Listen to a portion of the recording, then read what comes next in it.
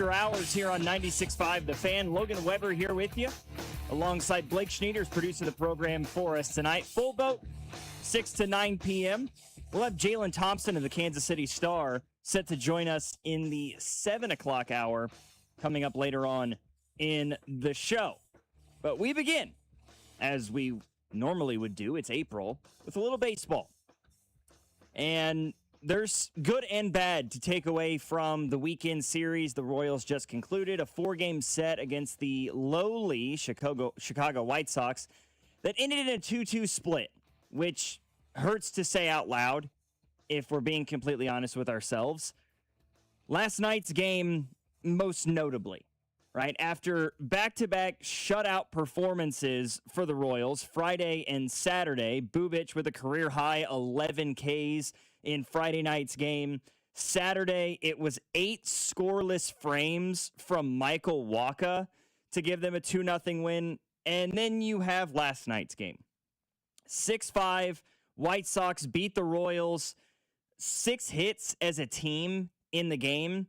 And those 6 hits came courtesy of 4 players. 1 knock for Bobby Witt Jr., who reached base 4 times yesterday.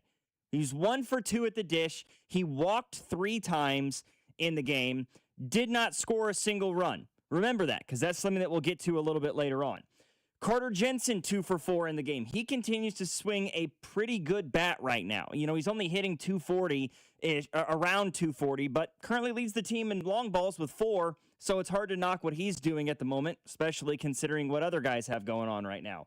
Isaac Collins was 2 for 4. That was a pleasant thing to see for what the Royals are hoping to be their everyday left fielder, who has been off to a relatively slow start by his standards so far this year. Then you get to the pitching yesterday, and there were concerns there. I mean, Noah Cameron giving up 5 earned across 5 1/3 innings. Now, those, weren't all courtesy of him, right? I mean, Nick Mears walked in a run in the game as well. He picked up a blown save in this game, but hard to put it against him because Cameron's the one that loaded the bag, so not sure what to make of that. John Schreiber kind of looks like the same guy that struggled at the end of last year. Continues to look like that guy to begin this season. Gave up a walk, a hit in the game. He only struck out 1 in his inning of work. And then you had Alex Lange and Daniel Lynch who came in and closed the door, but it was kind of too little too late for the Kansas City Royals. They lose it by a score of 6-5. All of that to say, we're only 16 games into the season. I know that it's disappointing that the Royals are only 7-9, but I'm not overly concerned. And there's a variety of reasons for that. Let's start this conversation off with Vinny and Salvi are off to bad starts right now. They are really, really slow to begin this season. And, in some cases, I would be concerned about that, right? If Maikel Garcia was off to a slow start, I would be more concerned because Maikel, at this point in his career, this season included, has become known as a guy who gets off to an incredibly fast start. He hits the ground running at the beginning of the year. Vinny and Salvi are absolutely not those guys. Look at the splits. I mean, I urge you, if you're all that concerned about where Vinny and Salvi are right now, go back and look at his numbers from last season. Go look back at his numbers from 2 seasons ago. This is quickly becoming just a little bit of who Vinny Pasquantino is. In 113 at-bats between March and April of last season, he hit south of 200. He turned around in May and he hit 330. That's what Vinny did last year on his way to a 30 home run, 100 RBI season. You go back to the 2024 season. In 101 at-bats, Vinny Pasquantino hit under 180. Turns around in May, hits 260, hit 276 in June, and was hitting 309 in July before he got hurt in August. when he was hitting 260 in that month. It's very quietly, if you look at the splits, just who Vinny Pasquantino is a little bit. Salvador Perez, you can kind of make the same argument for him. You know, so far this season, he's hitting a lowly 153. You go back and you look, in April of last year, he hit 220. In May of last year, he hit 202 on his way to another solid year. You go back in March of 2024, he hit 250. This is not out of the ordinary for these two guys to be struggling when the season begins, especially for Vinny Pasquantino. Salvi has sort of been hit or miss at the beginning of the year for much of his career. Vinny he really has to ramp his way up to it. It feels like a little bit. Isaac Collins is kind of in that same boat. There's a smaller sample size surrounding him because, of course, he was a rookie last year. So it's hard to just say that, oh, he's a guy that throughout his career has traditionally gotten off to a slow start. But he's only hitting 214 right now to begin this season. Last year, in April and May, across 94 at-bats, he hit south of 220. So that's what Isaac Collins got off to a slow start to begin last year. In June of last year, he hit 288. He hit 321 in July. He hit 270 in August. It just, on occasion, takes guys a little bit longer to get it figured out. And yes, I hoped that wouldn't be the case with Vinny or Salvi specifically this year because of their experience with the World Baseball Classic, playing in big games, having tremendous success in big games, right? Salvi goes and has the first 3 home run game in WBC history. I thought that Vinny playing in that environment would help him get off to a faster start. So far, that's simply not the case. And with Salvador Perez, perhaps it's an age thing, but it takes him a little bit longer to get going than it does for other people. Yes, there are obviously, again, things to be concerned about with this Royals baseball team, but I'm not worried about I'm not willing to say with 146 games left in the season at 2 games under 500 that this team is going to miss the playoffs. I'm not one to have that kind of a knee-jerk reaction when it comes to a 162 game season. I'm just not. And that's one of the things. I'm not the biggest baseball fan in the world, but it's one thing that truly fascinates me. Something that I believe scientists should study when it comes to baseball fans is just how much they live or die with the result of a game in April when they play games through August and September. Like, it just fascinates me sometimes. I think a lot of that might have to come, and this has to go into what scientists could study, because I think maybe the difference between baseball fans is because there's so many games, because you've watched all these teams for all 162, it's a little bit different than maybe football, where in baseball, especially with the Royals, when you had a 30-year history of just trauma, yeah, it's easy to revert back when you see those same plays. You see that same type of play. You see that same type of attitude. I'm not saying the Royals have bad attitudes right now. Just any of those things that give you PTSD flashing back to 2018 or 2019 or 2001. You know, any of those where you're just like, oh, same old Royals. We're at it again. That's what we're doing. We're never going to learn, are we? When that is just not the case. And you've got to take it with all the offseason moves, whether you were a fan or not, with the player development, how they've progressed moving forward. You just can't use that trauma-based thinking. Yeah. But baseball is the worst at it.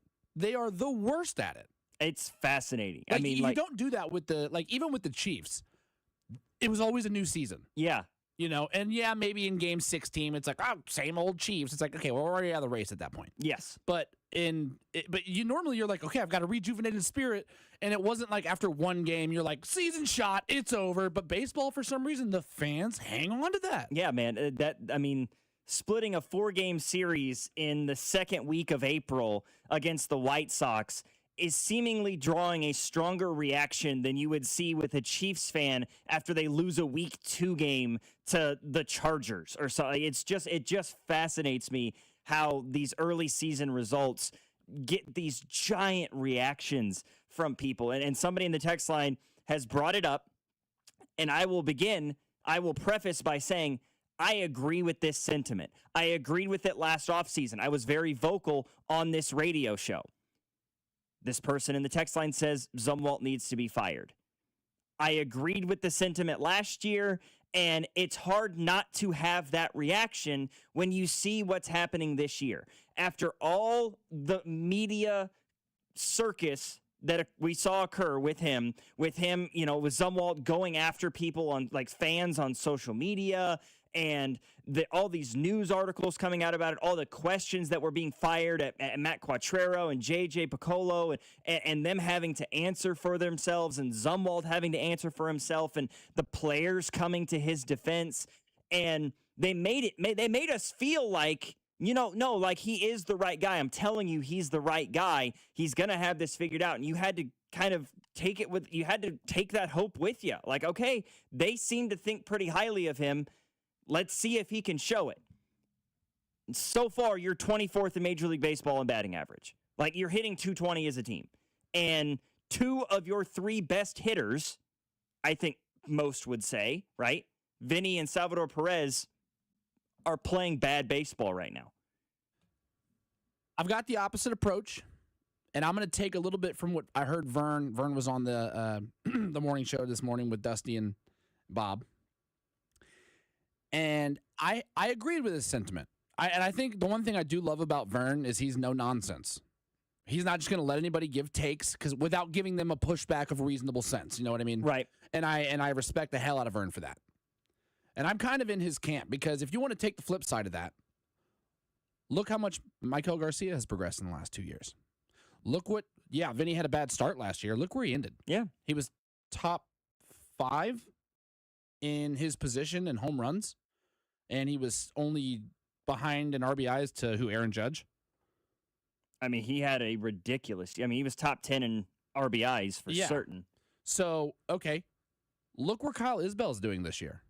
A guy that everybody was like, yeah, he can be a Gold Glove center fielder, bad bat. He's the 3rd best, if not 2nd best hitter on your team right now.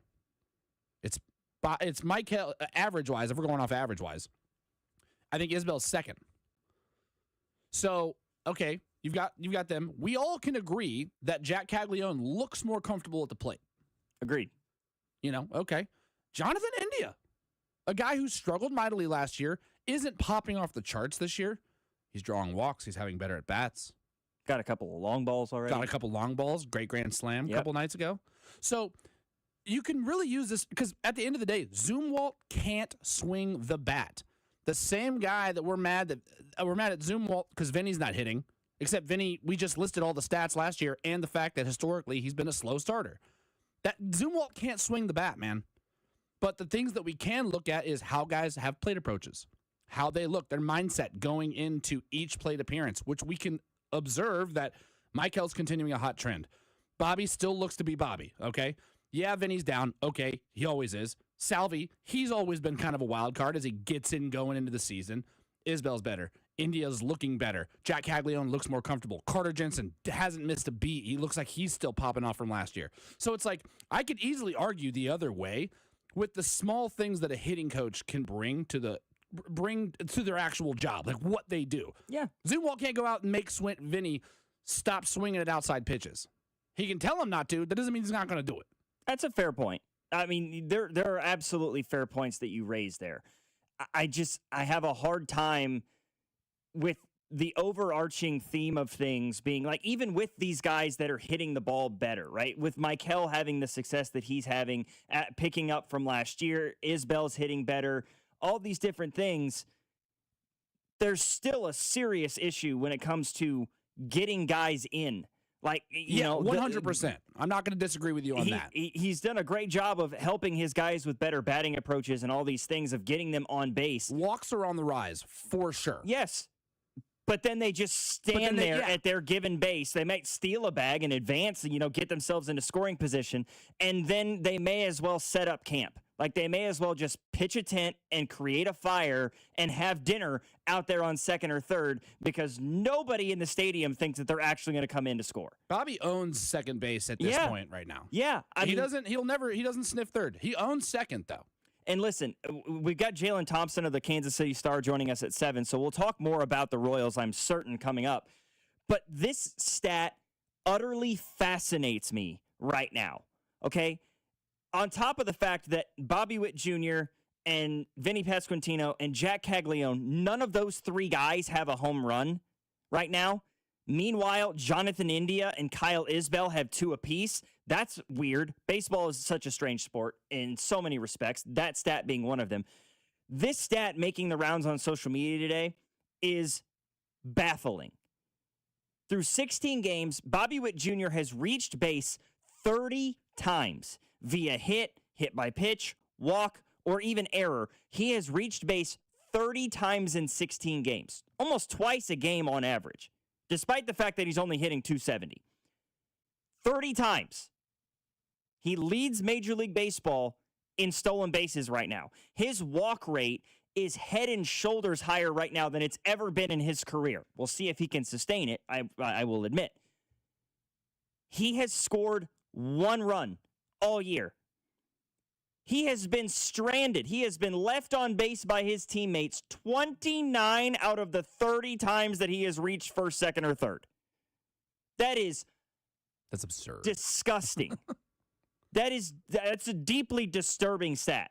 Like, for arguably the fastest guy in baseball, for one of the best base runners in the sport, and he's hitting second in the lineup. So generally, the odds of him getting on base with either 1 out or no out so far this year, pretty good. You're telling me that Bobby Witt Jr. is getting on first, second, or even third base with 1 or no outs in the inning?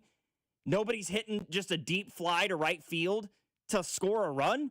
Nobody's hitting just a little blooper down the right field or left field line? Nobody's just hitting a dribbler to second base and giving Bobby a chance? Nope.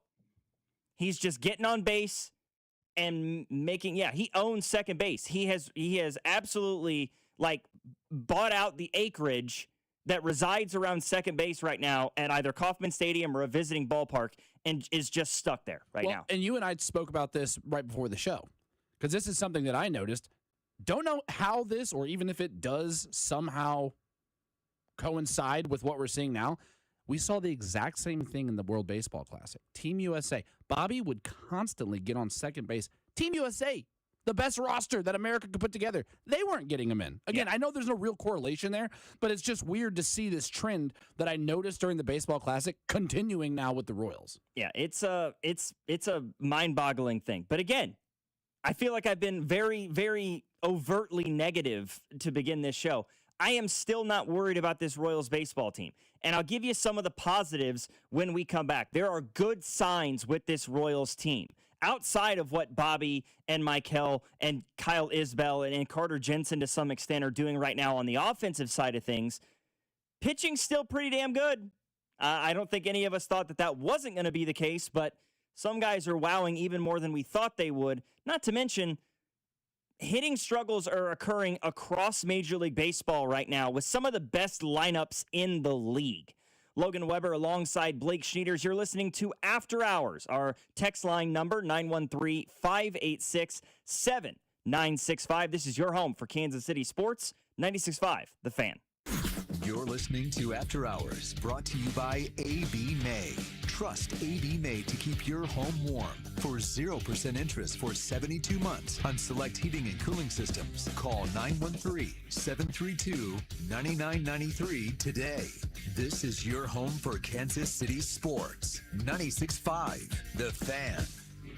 Liberty Mutual customizes your car and home insurance. And now we're customizing this rush hour ad to keep you calm, which could help your driving. And science says therapy is great for a healthy mindset. So enjoy this 14-second session on us. I think you've done everything right and absolutely nothing wrong. In fact, anything that hasn't gone your way could probably be blamed on your father not being emotionally available because his father wasn't emotionally available, and so on.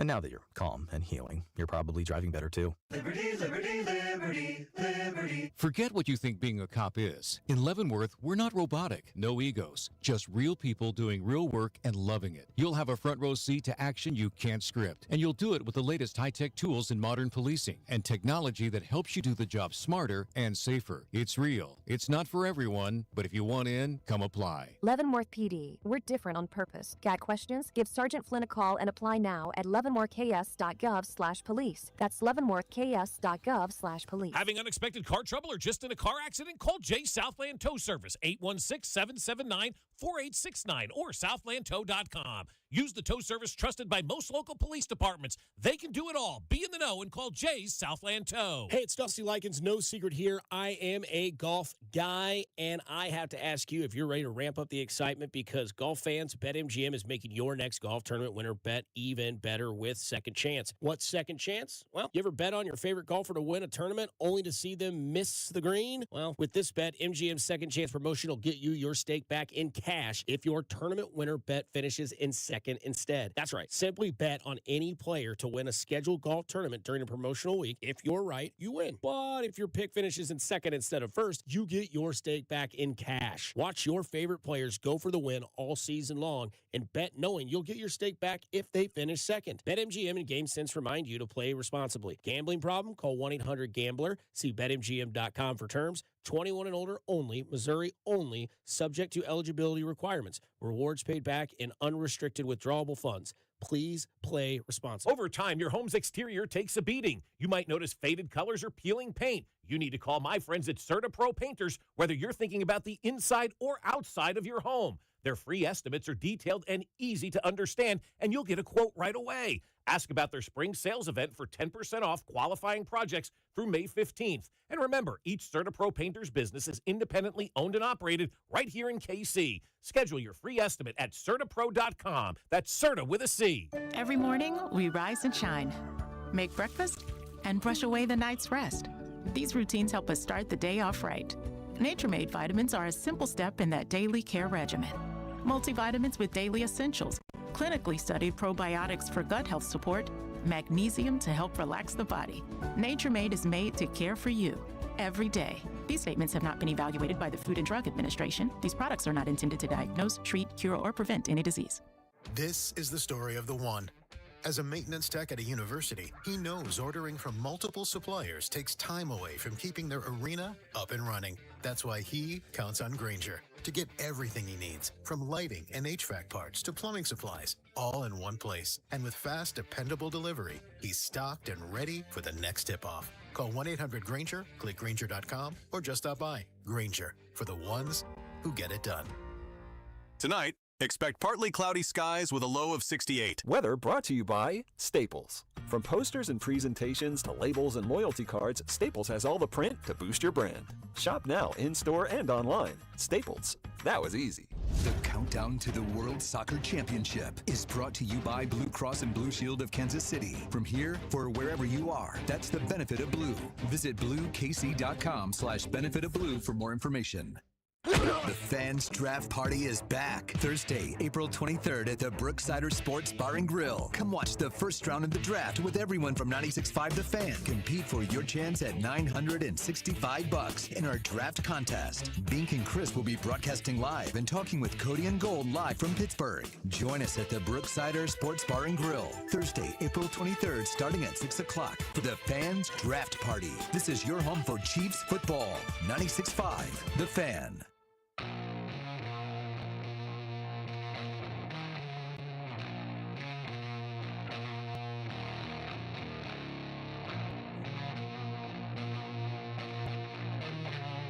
We'll get into some Royals conversation here in just a second, but I have to admit,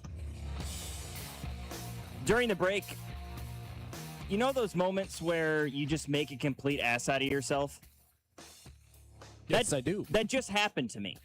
So what happened? During the break, I went out into our lobby area to get something to drink, and I come back in and I see Sam Stevie.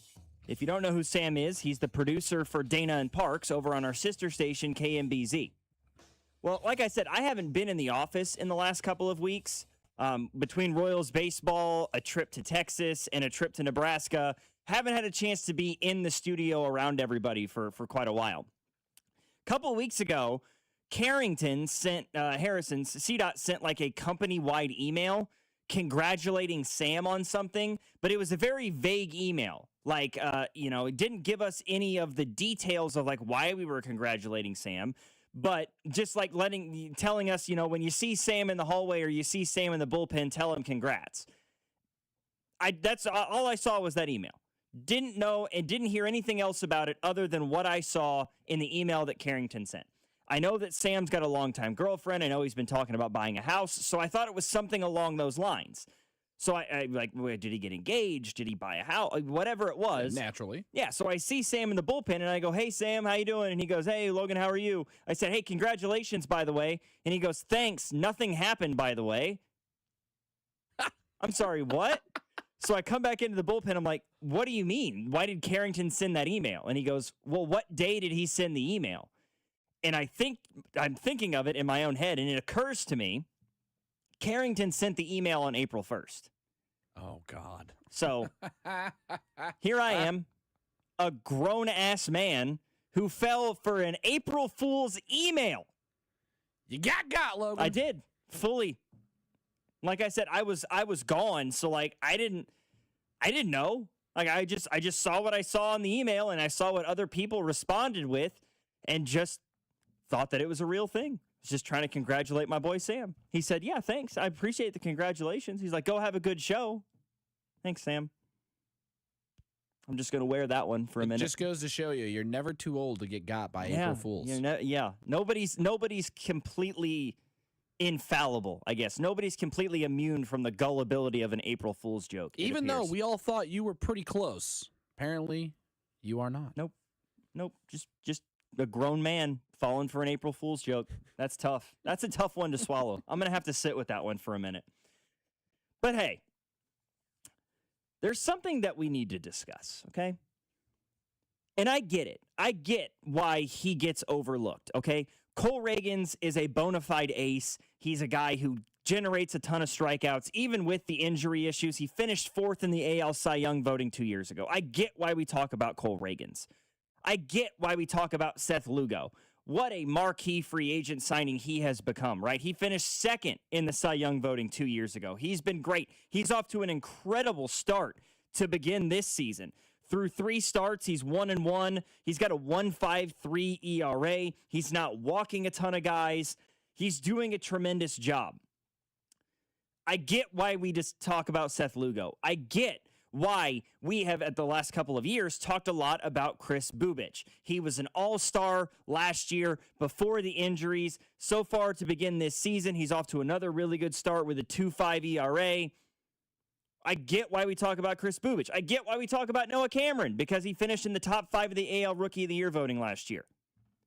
Why are we not talking more about Michael Wacha?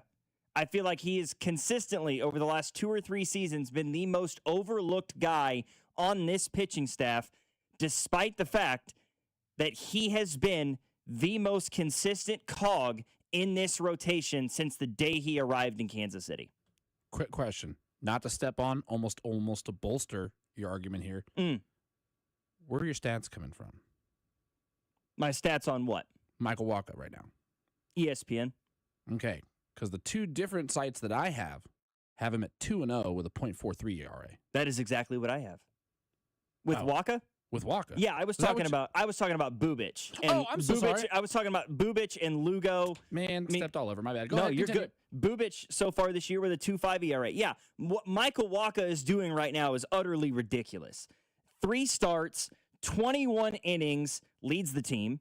He's only given up 10 hits, which is the second fewest of any starter in the Royals rotation, despite the fact that he has pitched 3 more innings than the guy in second, which is Chris Bubic. He is second on the team in strikeouts behind Bubic. He's only walked 5 batters, which is the second best of any starter in the rotation, minus Noah Cameron.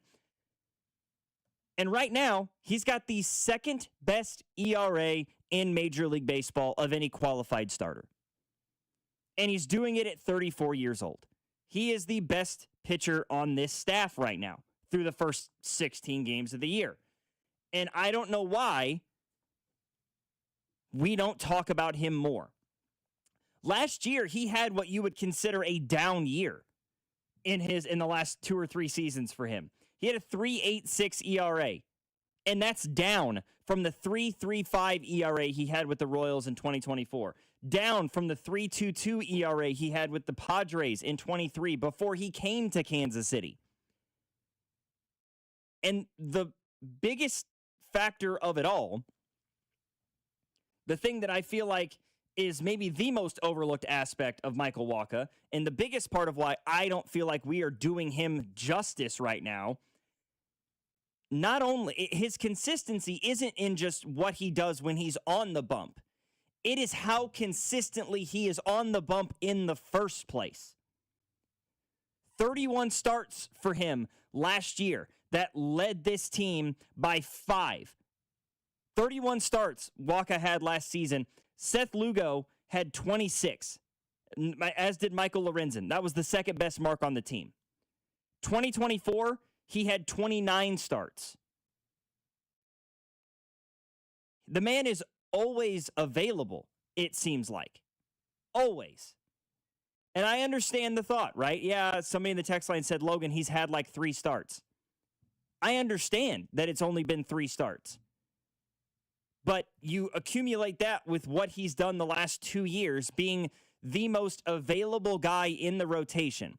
He's hardly ever hurt. He hardly ever misses a start. He's always ready to go when he is called upon. I think Michael Wacha is the most underappreciated member of this starting pitching rotation for the Kansas City Royals, and it's time that we do it differently. It's time that we fix it because he's impressive. He has been utterly impressive. Just in terms of being ready to go, man. Like, he's going to give you 6 every time he's out there. And like, sometimes even more than that, like he did on Saturday, throwing 8 scoreless innings of baseball. Do I think that he's going to hold on to a .43 ERA over the course of the next 146 games? No. I'm not sure he'll have a sub-3 ERA. He might be somewhere in the 3.3 area. But I can't imagine it to be, just who he is, how consistent he's been. He'll be a guy that's sitting there with a 3.3-ish ERA across 31, 32, 33 starts because the man is always ready to go to work when he's called upon. Always. Well, like you said, lunch pail to work type of guy. Yeah, man. Just ready to go. Like, consistency, never injured, always available. No. The type of guy you imagine your rotation having. Yeah. He's the kind of guy that if something happened and the Royals would have to like go to a 4-man rotation, which is just not a possibility in today's day and age of baseball, I would be more than comfortable seeing Michael Wacha in that 4-man rotation, knowing that he is absolutely ready, willing, and able to pitch every 5th day instead of every 6th day. That's just how consistent he's been in his approach on the bump and his ability to be on the bump anytime he is needed. 913-586-7965. Somebody in the text line says, I wish St. Louis would have kept Wacha. You're not the first one I've heard that from. I spent a lot of time before I made the move here to Kansas City in the Springfield, Missouri area. And, of course, there are AA affiliates there in Springfield. And so lots of Cardinals fans in that area. And Cardinals fans always spoke just glowingly about Michael Wacha during his time in St. Louis. And so I feel like that's a strong sentiment across that fan base right now, is that they wish Wacha would have stayed with the St. Louis Cardinals. Somebody else said, my first time in Busch Stadium was Wacha's major league debut. We had tickets for a while and bought them well before it was announced. It was super cool. That's kind of awesome. It's got to be a fun time to like get there and witness somebody's debut in Major League Baseball. I'm sure I've done it at some point. In fact, last year I saw the Major League debut for Andrew Hoffman, Royals relief pitcher, and against the Detroit Tigers, and I watched that man get shelled across like an inning and a third. He gave up like 5 hits. He walked 1. He gave up like 3 or 4 earned. It was a rough day. That was also the same day that Seth Lugo gave up 3 home runs after throwing like 4 scoreless innings. Like, he looked great for 4 innings. And then the Tigers came out in the 5th and just unloaded on the baseball. It was a rough day. Royals tried to come back in that one. I think Mark Canha might have hit a homer in that one to try to like keep them in it, but ultimately they ended up falling short. It's funny the things that we remember, you know. But again, Waka's not talked about enough. But the starting pitching rotation to begin this year looks solid. Waka, second best ERA in baseball. Bubic's got a 2.5 ERA. Lugo's under a 1.6 ERA through 3 starts. Noah Cameron, I'm hoping that it's not just he surprised people last year as a rookie, you know, and now everybody's seen him. Everybody's got Major League tape on him and Major League analytics on him. And so he's getting batted around a little bit more. I'm hoping that's not the case. I'm hoping it's just a slow start from a guy like Noah Cameron. And then with Reagan's, his is an interesting dynamic. And you and I were talking about it prior to the show that, you know, he may just be playing outside of himself right now. He might be trying to force the issue, putting pressure on himself. I don't know if that's a beginning of the season thing. I don't know if that's being the ace on the staff once again of what is considered what is supposed to be one of the best pitching staffs in Major League Baseball. Maybe it's all the time he missed last year, you know, and he's just extra amped because he wants to try to change that narrative of the injury-plagued guy, which is what happened to him last year, right? The injuries crept up again, and you know, he's geared up to try to change that in himself. He wants to get back to that level that he was at in 2024 when he finished 4th in the Cy Young voting, and he might just be trying to do a little bit too much. But he's going to have an opportunity tomorrow. He's the probable starter for the beginning of the series against Detroit, and he'll have a chance against a division rival, probably their biggest competition within the AL Central for the division this year, to try to rewrite that script a little bit. And right now, this Royals team really needs the starting pitching to be good because the bullpen is extremely hit or miss right now. Extremely hit or miss.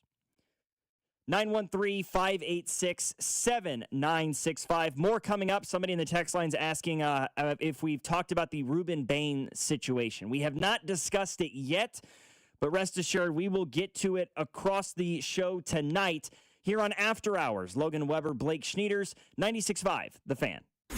You're listening to After Hours, brought to you by AB May. Trust AB May to keep your home warm for 0% interest for 72 months on select heating and cooling systems. Call 913-732-9993 today. This is your home for Kansas City sports. 96.5, The Fan. Right now, new FanDuel customers can bet just $5 and get $250 in bonus bets if your first bet wins. That's right. You can turn $5 into $250 in bonus bets for just getting started. And when every possession matters the way it does in the playoffs, FanDuel, America's #1 sportsbook app, is making it even easier to get closer to the action, from your favorite player props to your future stars to all the tools you need to back them up. FanDuel puts player research right there at your fingertips. You can check stats, trends, and matchups all right there on the app, and you can make your picks with total confidence. It's everything you need all in one app, so don't miss your shot as we are heading into the NBA playoffs. Head to FanDuel.com/local to get started. And remember, play your game with America's #1 sportsbook app and official sportsbook of 96.5 The Fan. 21 in President, Missouri. Gambling problem? Call 1-800-GAMBLER. First online real money wager only. $5 first deposit required. Bonus issued to non-withdrawable bonus bet. Sorry, Sundays on street restrictions apply. See terms at sportsbook.fanduel.com. Sex, intimacy, love. These 3 things are critical to a good relationship, and that's the problem with erectile dysfunction. It often destroys sexual enjoyment and intimacy. It stresses the love between partners, often to the breaking point. This is Jeff for Heartland Men's Health, and if you're suffering with ED, you likely know exactly what I'm talking about. But I also want you to know that ED doesn't have to impact your relationship anymore. At Heartland Men's Health, we're ED experts with our focus on men's sexual health. We've treated tens of thousands of men and have treatments that are effective in well over 90% of cases. I promise you, if you're like most guys, you can get your sex life back, perhaps even performing like you haven't in years. So if ED is affecting you, it's time to get back to better sex, better intimacy, and deeper love. Call us. Just $99 gets you blood work, a medical consult, and if medically advised, a test dose. And if that test dose doesn't work in the office, your visit is free. Call 844-447-6600 or go to heartlandmenshealth.com. As the seasons change, it's time to prep your HVAC system with a $49 seasonal tune-up from Hamilton Plumbing, Heating, AC, and Rooter. A tune-up can help save money on your energy bill and help prevent expensive breakdowns. As your local home service experts, everything we do is backed by our exceptional service guarantee. Over 40 years experience and more than 8,000 five-star reviews adds up to dependable service from neighbors you trust. Visit callhamilton.com/radio for details, terms, and conditions. Hi, I'm Emily, your friend and jeweler at Shane Company, where fine jewelry is always crafted with care no matter the price. Mother's Day, birthdays and graduations, weddings and anniversaries, the new job you got, and even the one you didn't. Give a birthstone necklace, a heart-shaped locket made in Italy, or high-quality diamond studs you can trade up every year. At Shane Company, we have something for everyone, because a friend wants you to win the gifting game. Visit us in store or at shaneco.com. Shane Company, your friend and jeweler. Did you hear? Allstate car insurance now costs even less. So when you bundle with home, you can save even more. Check Allstate first to bundle and save with a new lower auto rate. You're in good hands with Allstate. Not available in every state. Only applicable for new auto insurance business. Rates will vary by several factors, including how you purchase the policy. Potential savings may vary. Allstate North American Insurance Company and Affiliates, Northbrook, Illinois. Spreadsheets, clunky software, 100 different logins just to run your business? Ah. There's a better way. Odoo. One simple, connected platform that handles sales, inventory, accounting, and more, so you can focus on growing, not juggling. Make the switch today at odoo.com. That's ODOO.com.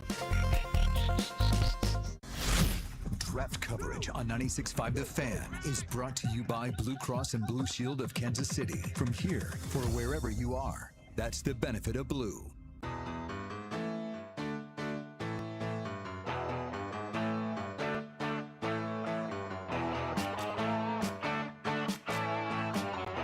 Saw some people in the text line asking about it, talking about the situation, and knew that we would have to discuss it at some point. I mean, we're coming up on a week away from the NFL draft, and one of the prospects being brought up quite a bit for the Royals, Chiefs, selection with the 9th overall pick is Ruben Bain Jr.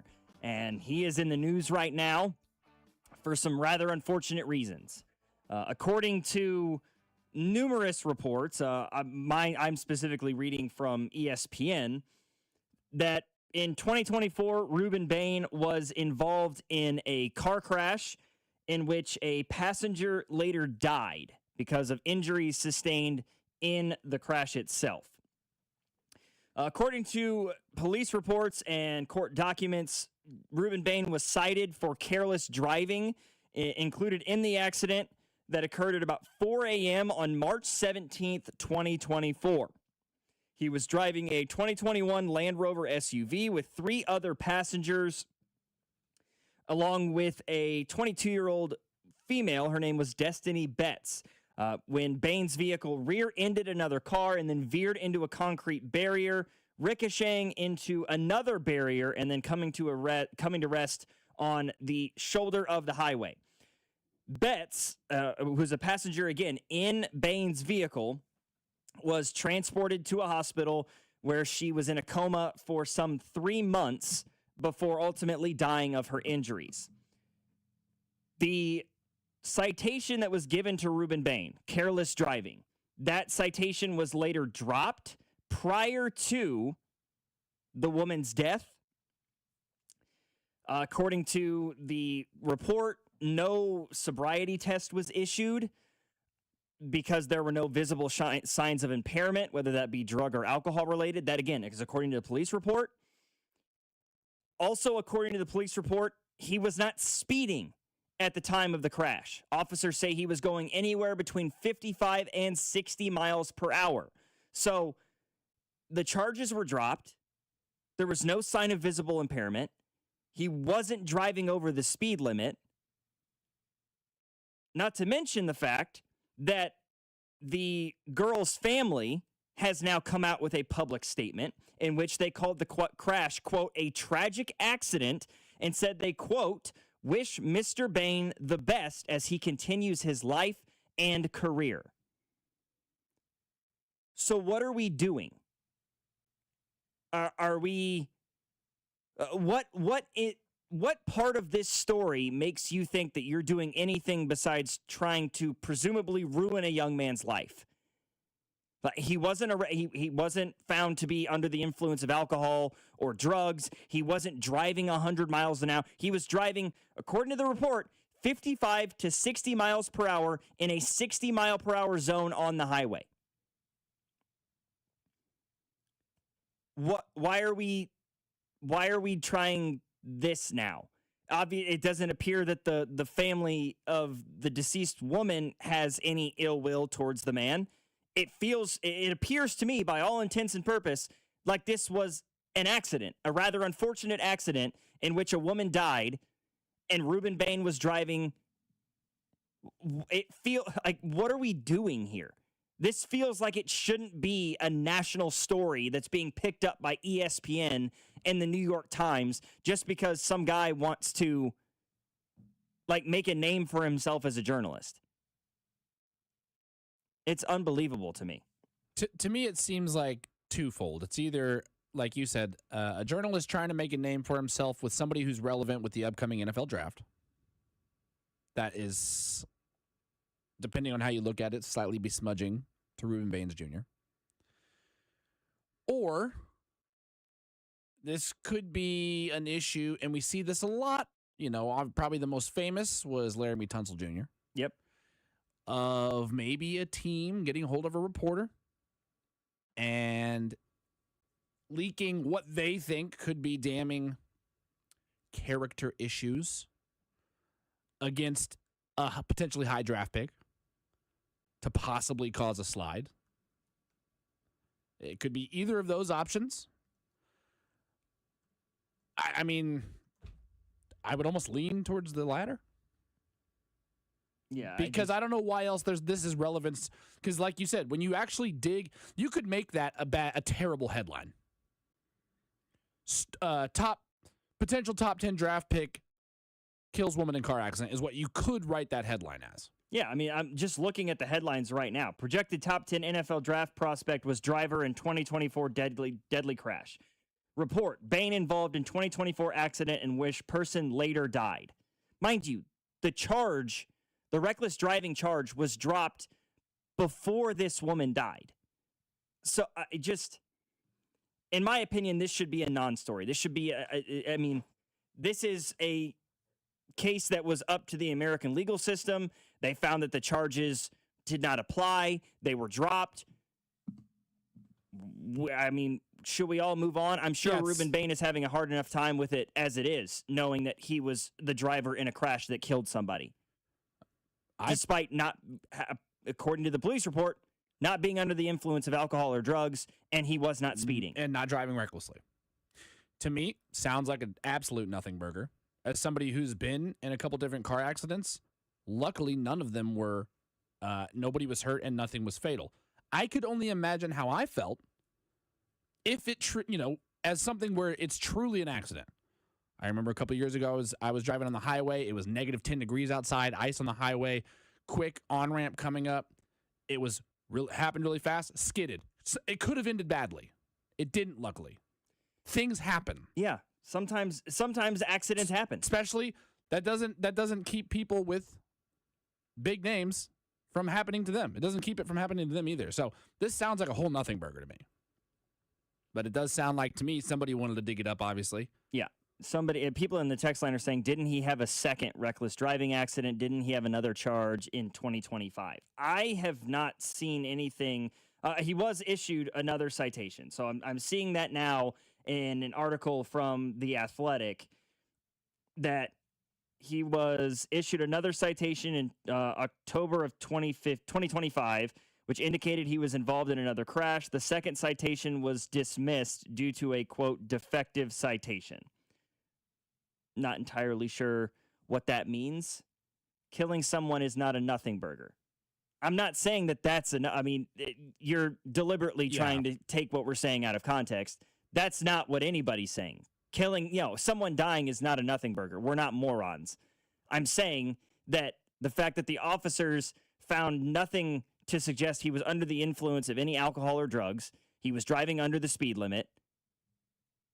Yes, somebody passed, and that is absolutely tragic. And I'm sure he himself, the person who was involved in the accident, is feeling the effects of that. Why are we talking about it? Why is it becoming national news? Why are publications like The Athletic and the New York Times and ESPN and Fox writing stories about it?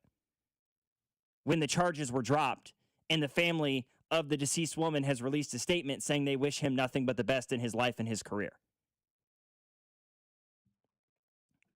This feels to me like a situation where somebody is trying to make a name for themselves. 913-586-7965 is our number. May talk more about Ruben Bain later on in the program, less resulting as a part of this story that is making the rounds right now, more along the lines of what the Chiefs could possibly do with the 9th overall pick. We're coming up on less than 2 weeks away. Next Thursday is the NFL draft out in Pittsburgh. I want to walk through some hypotheticals, give you a scenario, and tell you what I believe the chances could be of that player becoming a member of the Kansas City Chiefs. Logan Weber alongside Blake Schneiders. You're listening to After Hours on your home for Kansas City sports, 96.5 The Fan. You're listening to After Hours, brought to you by A.B. May. Trust A.B. May to keep your home warm. For 0% interest for 72 months on select heating and cooling systems, call 913-732-9993 today. This is your home for Kansas City sports. 96.5 The Fan. It's the first day of the first grade, and she found a new best friend. It's a laid-back Sunday afternoon you wish would never end. The homemade taste of Bluebell and good friends gathered round.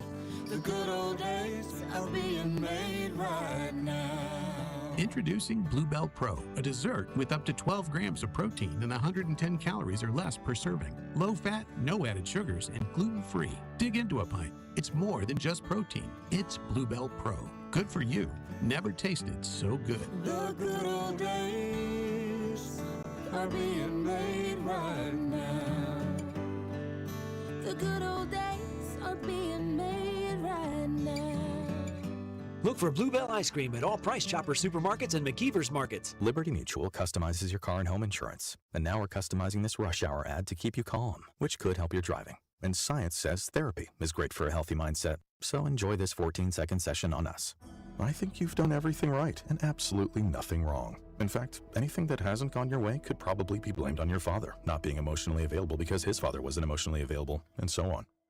And now that you're calm and healing, you're probably driving better too. Liberty, liberty, liberty, liberty. This is the story of the one.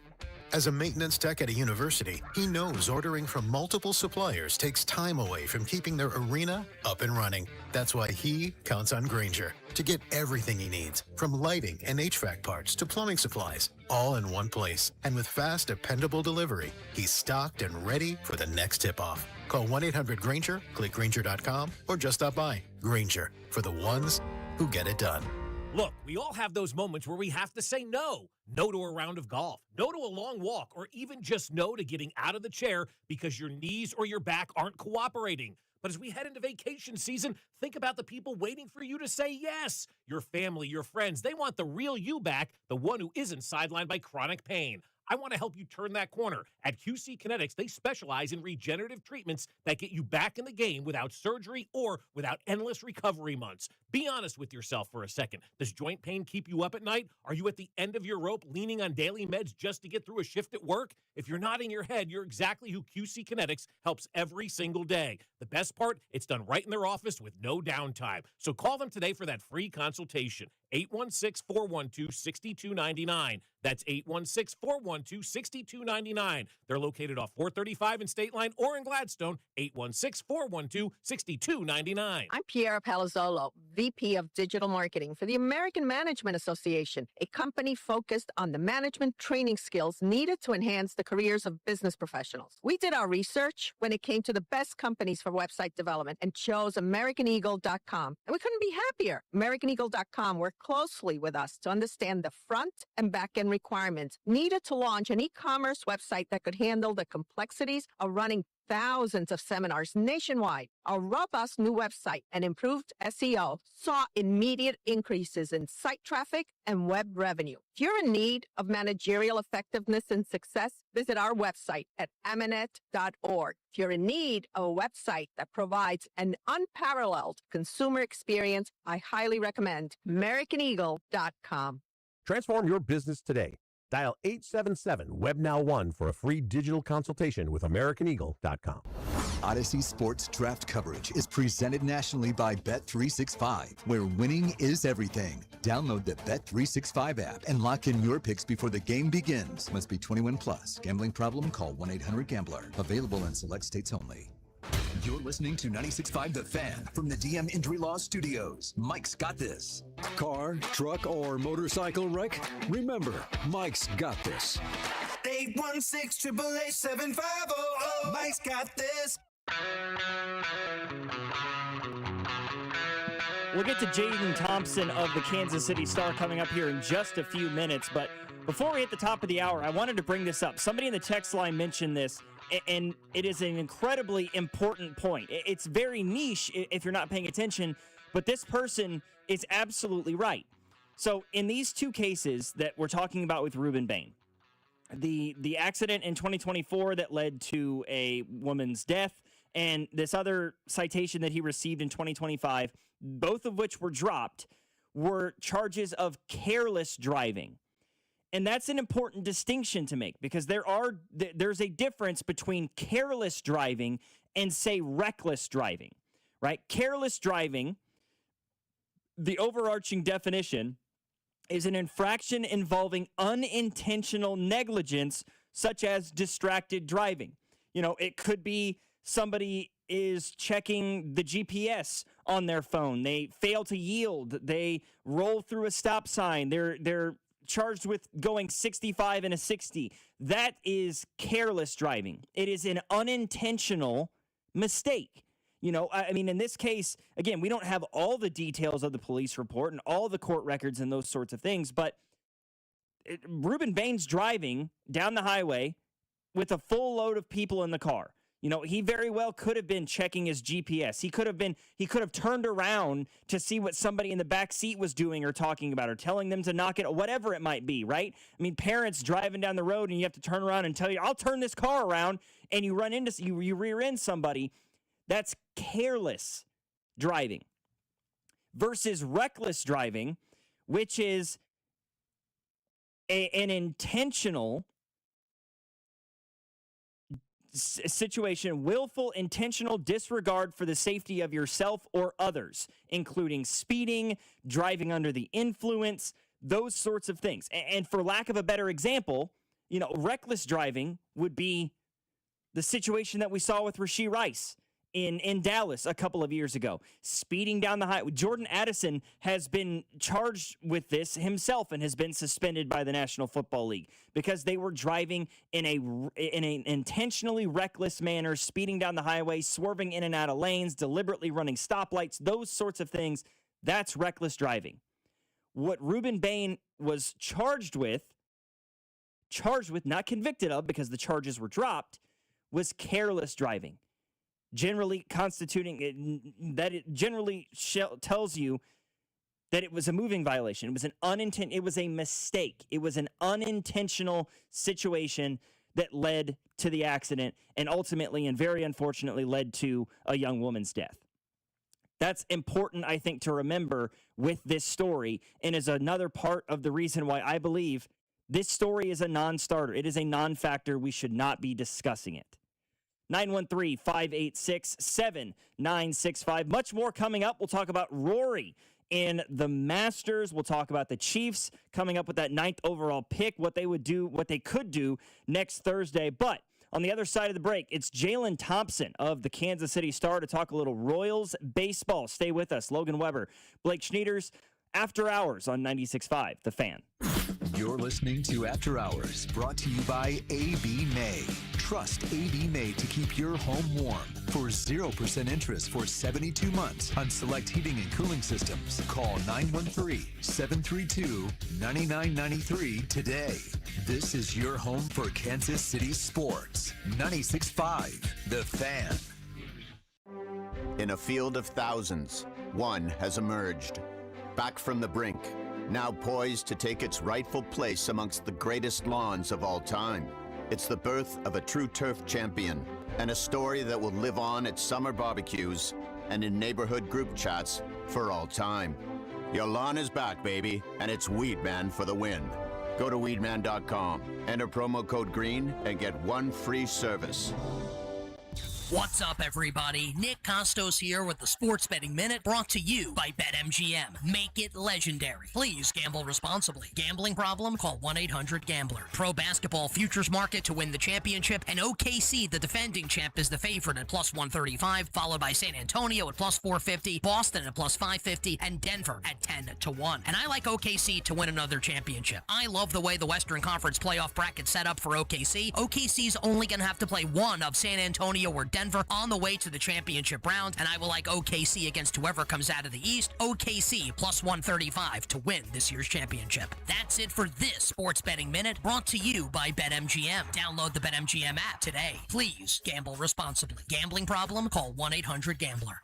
BetMGM and GameSense remind you to play responsibly. Gambling problem? Call 1-800-GAMBLER. See BetMGM.com for terms. 21 plus only. Missouri only. Subject to eligibility requirements. Please gamble responsibly. Low testosterone can be a real problem for many men. It causes poor sleep patterns, decreased energy, low sex drive, and it makes it really hard to stay in shape. And as we all know, a healthy body is very important to our overall health and well-being. This is Jeff for Heartland Men's Health, and if some or all of these symptoms sound like you, we can likely help you be done with low T. We can also help you lose weight, support your metabolism, improve your gains in the gym, and more with our new targeted body composition plans featuring GH peptides, NAD+, GLP-1s, PDA, and more. Our low T protocols, applied in conjunction with our body composition plans, will help most men see real improvements, true weight loss, higher energy, improved sleep, stronger workouts, and a renewed sex drive as well. Your initial visit is just $99 and includes blood work and a medical consult. And if you start on treatment the same day, your visit is free. Call 844-447-6600 or go to heartlandmenshealth.com. Featured therapies are compounded and have not been evaluated nor approved by the FDA. Provider prescription required. See website for details.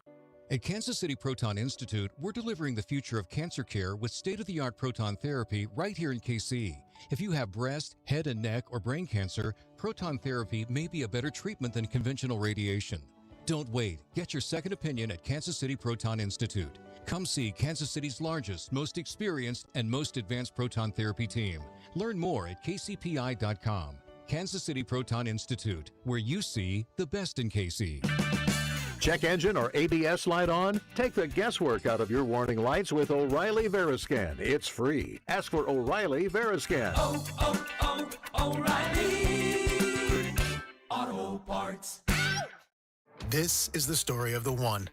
As a maintenance tech at a university, he knows ordering from multiple suppliers takes time away from keeping their arena up and running. That's why he counts on Grainger to get everything he needs, from lighting and HVAC parts to plumbing supplies, all in one place. And with fast, dependable delivery, he's stocked and ready for the next tip-off. Call 1-800-GRAINGER, click Grainger.com, or just stop by. Grainger, for the ones who get it done.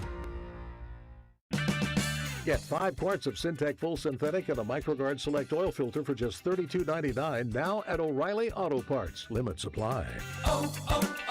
O'Reilly Auto Parts. 96.5 The Fan's draft coverage is brought to you by Gann Asphalt and Concrete, the Leavenworth PD, and the Salvation Army Civic Breakfast. Hey, it's Carter Jensen, and this is your home for Royals baseball. 96.5 The Fan. KFNC FM and AM, HD1 and HD2 Kansas City, an Odyssey sports station.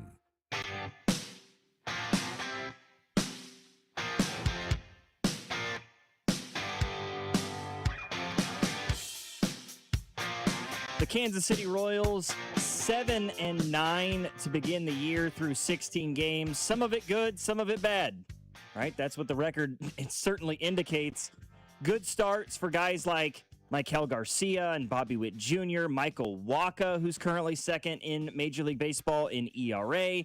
Slow starts for some others. And to talk about it with us right now from Detroit, the guy just landed a few hours ago, is Jalen Thompson. He is the Royals beat writer for the Kansas City Star. And Jalen, you got 146 more of these bad boys to cover. What do you make of the first 16, however, for the Kansas City Royals in this 7-9 start? Hey, Logan. Glad to be back on again. And I think you hit it on the nail when you said it's a mixed bag. Some good, some bad. Could be a whole lot better.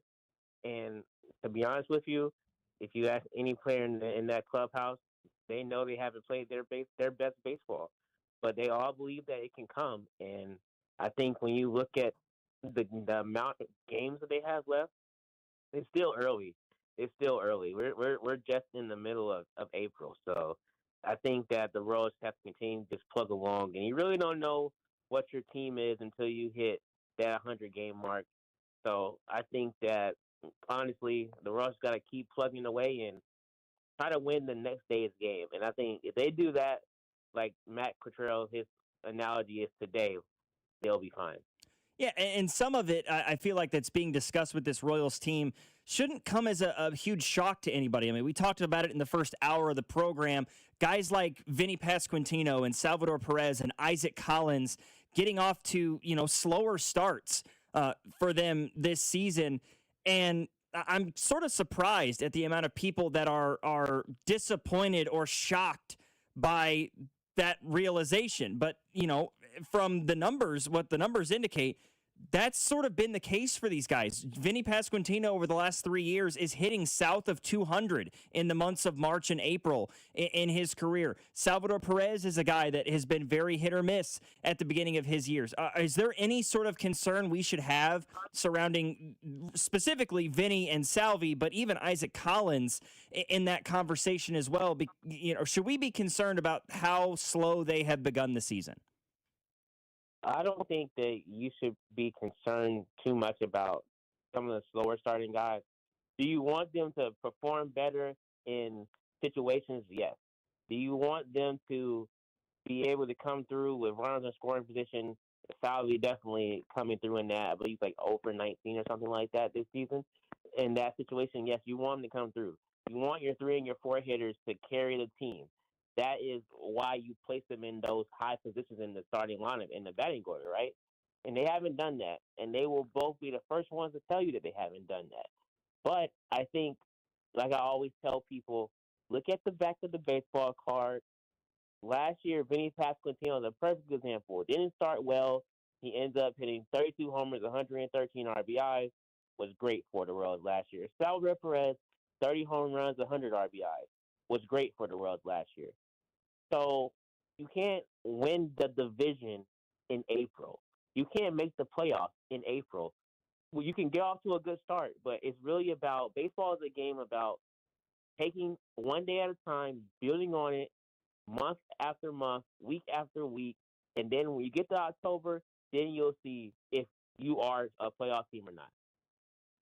One of the guys that's on the opposite side of this spectrum and is having a tremendous start to the year, once again, he's done it the last couple of seasons, is Maikel Garcia. After an outstanding World Baseball Classic performance, he was the World Baseball Classic MVP. He begins this year with a .306 batting average, and maybe one of the more impressive parts of this, he's walked 8 times. He's got an on-base percentage that's up over 380. What do you see from Maikel Garcia this year at the plate that's allowed him to continue the success from the WBC, not just with the bat, but at the plate in general with his vision right now and drawing all these walks? I think Maikel Garcia is really coming to his own. I asked him after Saturday's game, Michael, where does your confidence come from? Where does that come? Where do you feel like you've grown the most? And he said he feels like he's one of the best players. He feels confident in his game. He feels confident in just knowing he's an all star. And I think that just comes with the territory of once you work so hard and you get something, you achieve a goal, you achieve something that carries you to the next level in your professional career, whether it's baseball, whether it's working a 9 to 5 job, whether it's just in life in general, you realize that you're good enough to be at that level. And in 2024, Michael Garcia thought he wasn't one of the best players in baseball. He struggled that year. So he worked on his game. He worked on it with the hitting coaches, Alex Zumwalt. He worked on it. And then he got to a point where he can be an all-star player. And then after he became an all-star player, he became a gold glover. He got some MVP votes. Then he goes to the World Baseball Classic and he wins the World Baseball Classic MVP. So now his confidence is through the roof because he knows that if I continue to just put the work in and play like I know I can play, this is the result. And I think now that he has that idea in his mind of I'm good to be at this level and be the player that I am, you're seeing the results of, like you just mentioned, Logan, the good numbers at the top of the lineup, being a leadoff hitter, hitting over 300, just being that guy, that superstar. And that's why the Royals paid him, because they saw it too. And you see him reaping the benefits. Another guy, the guy hitting right behind him in the order, Bobby Witt Jr. I'm sure, he'd like his batting average to be higher than it is right now, despite the fact that he's still hitting 270. What I want to talk about is the same thing we talked about with Michael Garcia. All the walks that Mikey is drawing right now, Bobby Witt Jr. is seeing the ball right now at a clip that we haven't seen from him in his career. I mean, 57 walks back in 2024, it was his career high. Right now, he's trending on closer to 70 or 80 walks with the 10 that he's already drawn to begin this season. What can you tell us in conversations you've had with him or with Q, just from what you've seen of his approach at the plate that's allowing him to be so disciplined at the dish? Yeah, I think it's more so he's just becoming a more complete player, and he's taking his pitches and he's taking what the opposing team is giving him. And you got to remember, too, until Vinny Pasquantino and Salvador Perez start hitting the baseball, if you're an opposing team, you pitch around Bobby Witt Jr. because you can't not let him beat you. You can let anyone else on the Royals beat you, but you can't let Bobby Witt Jr. beat you, right? So if it comes to a point where we'll put you on and we'll deal with a cold Vinny and a cold Salvi at the moment, then the opposing team will do that, right? Because at least you know that you're not letting Bobby beat you. Now, when Vinny and Salvi hit, and they will hit this year because, like I said, the back of the baseball card says that they will, and that's who they are as players in this league. They're too good not to be great hitters this season. When that happens, then you're going to have to pitch to Bobby Witt Jr. because you don't want to face them because they are who they are in this league. So I think it's good that you see Bobby take those walks and take advantage of those situations. But eventually, he's going to start seeing some more balls in the middle of the plate to hit, and then that's where you're going to see him take off as well. So I think the Royals offense is going to come. It's just a matter of when, not if. Before we get into some conversation about what's going on the mound in terms of the Royals pitching, talk to me a little bit about the young guys. Carter Jensen, I know all the media hoopla about he missed his alarm and he overslept that one day, but he's hitting just south of 240. He leads the team in home runs with 4. Jack Caglione, the batting average isn't outstanding. He's not hitting any homers, but both of those guys look more comfortable at the plate than they did a season ago. What have you seen in person surrounding those two guys and how they are performing with the bat in their hand? I would say, Logan, that sometimes numbers don't tell the entire story. And I'll say that with Jack Caglione first. You look at some of the balls that he's hitting, he is stinging the baseball. And it has loud outs, as they would say. Exit velocities over 110 miles per hour. And he's spraying it all over the field. He's going to run into his home runs. And he's going to hit, if he continues to hit the ball as hard as he's hitting the ball, he'll be just fine. I'm more impressed about what he's done defensively, going into right field and really making that position his own. He's made some great plays on some balls that have been dealing with weather and cold weather and windy weather and rain, and he's handled his own in right field. So I would say that's very impressive to see that from him. And as far as Carter Jensen goes, everyone made a big deal about him oversleeping, and it was a learning moment. But you got to remember, this is a 22-year-old kid that's at the big league level. What were we all doing when we were 22 years old? Oversleeping my alarm in college. Baseball. Exactly. We were certainly not hitting the baseball at the MLB level, and he has 4 home runs. That's impressive in itself. And if you look at 2 of those last 2 homers, once again, hard-hit balls, got out in a hurry. So I think that the 2 young players that the Royals have are going to be really good, and they are showing flashes of what they can be. I really think for a lot of Royals fans, and yes, I cover a team, but I'm just being honest, just watching the game. They're 7-9, but they can easily come on this road trip and go for a split or potentially go 4-2. It's possible. This team is not a bad team.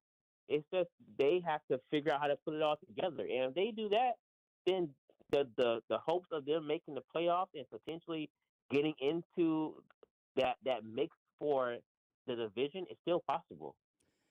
Looking on the other half, the pitching side of things for this Royals team, the bullpen, I think, obviously people are talking about the struggles that the Royals are having in the lineup, but this bullpen is sort of concerning at the moment. You've got the injury to Estevez already this year. You know, Matt Strom in limited appearances, obviously. He's only pitched in 6 games this year.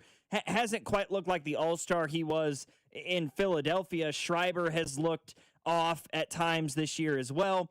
What is your concern level with this bullpen right now and where they can get to here in the next couple of months? Yeah, I think that the bullpen is a concern. I will say that if you look at what they have out there, they have guys, but without Carlos Estevez being in that back end, he's injured right now on the injury list. You are relying on Lucas Erstag being the closer, which he's been great in that role. Matt Strom having the 8th inning, he's been good in that role as well. But from where do you go after those 2? John Schreiber hasn't looked the best this season, and the Royals are going to keep trusting him because he's a guy that they know can perform, but he has to kind of get it back in gear a little bit. Nick Mears, he looked fine until yesterday's game, and then he faltered a little bit. You have Daniel Lynch, and he's a lefty in the pen, but where do you go? Like you just called up Mitch Spence, and you called up Eli Morgan, but those were guys that didn't make the opening day roster. They were in AAA. You called them up because you needed reinforcements. You sent down Steven Cruz. He didn't have really a good start to the season. Gave a couple of home runs. He's still working through some things that he might need to switch up in AAA. Winder Avila was up, and you sent him back down. Bailey Falter is on the injury list. He might be coming back soon.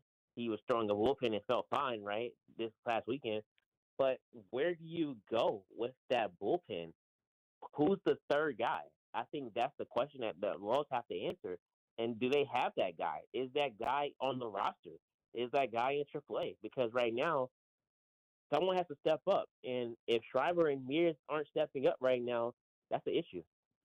And then you're talking about the starting pitching, which I think with the struggles of the bullpen has made them even more important than they already were to begin with. And so far, 3 of the 5 guys are certainly answering the bell. Michael Wacha has been utterly ridiculous. Bubic has been great. Lugo off to a really good start after the struggles last year. And then you've got Noah Cameron, who, he's ERA south of 4 through 3 starts. He's been sort of hit or miss outside of his last start. And then Cole Reagans, the ace of your staff, has the situation where he has to leave the game early, and he's got an ERA just south of 6. What do you make of the starting pitching that the Royals have put out so far through the first half a month of the season? I think the starting pitching is the bedrock and the foundation of this team, and I think that looking at how they've started, Michael Walker's off to a great start, like you mentioned. Steph Lugo as well. Noah Cameron had a bad start, his last one yesterday, so that will happen. Cole Reagan is supposed to pitch tomorrow. He had to leave his last start with the injury to his hand, but I just think that this starting rotation is going to be fine. I think this starting rotation is going to be what keeps the Royals in games until their offense can put it together. You know what the Royals can do if they have Reagan, Zawaka, Lugo, Noah Cameron, Chris Bubich all working on one accord. And Chris Bubich was just incredible against the White Sox his last time out. 11 strikeouts and going 7 innings. It was really great to see him do that, right? Coming off the injury that he had last year. So I think this starting rotation is going to be strong, and it's going to continue to be strong.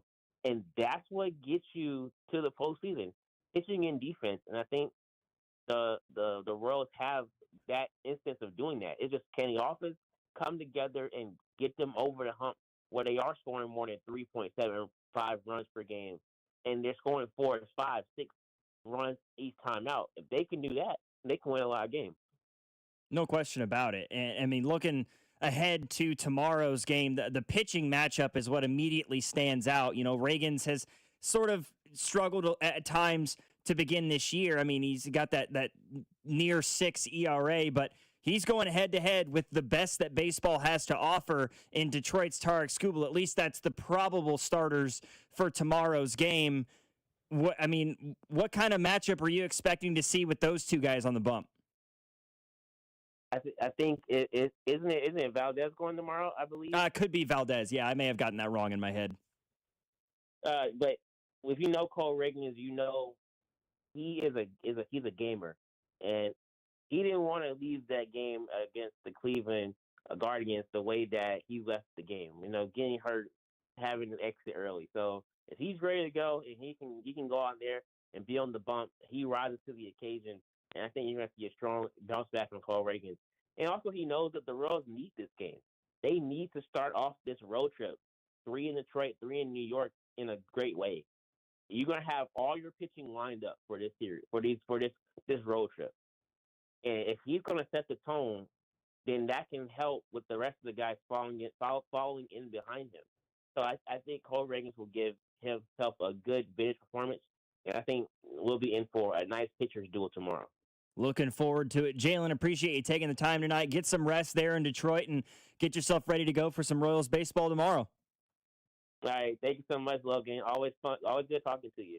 Appreciate it. That is Jalen Thompson. He's the Royals beat writer for the Kansas City Star, joining us. And I'm in the same boat that he's in.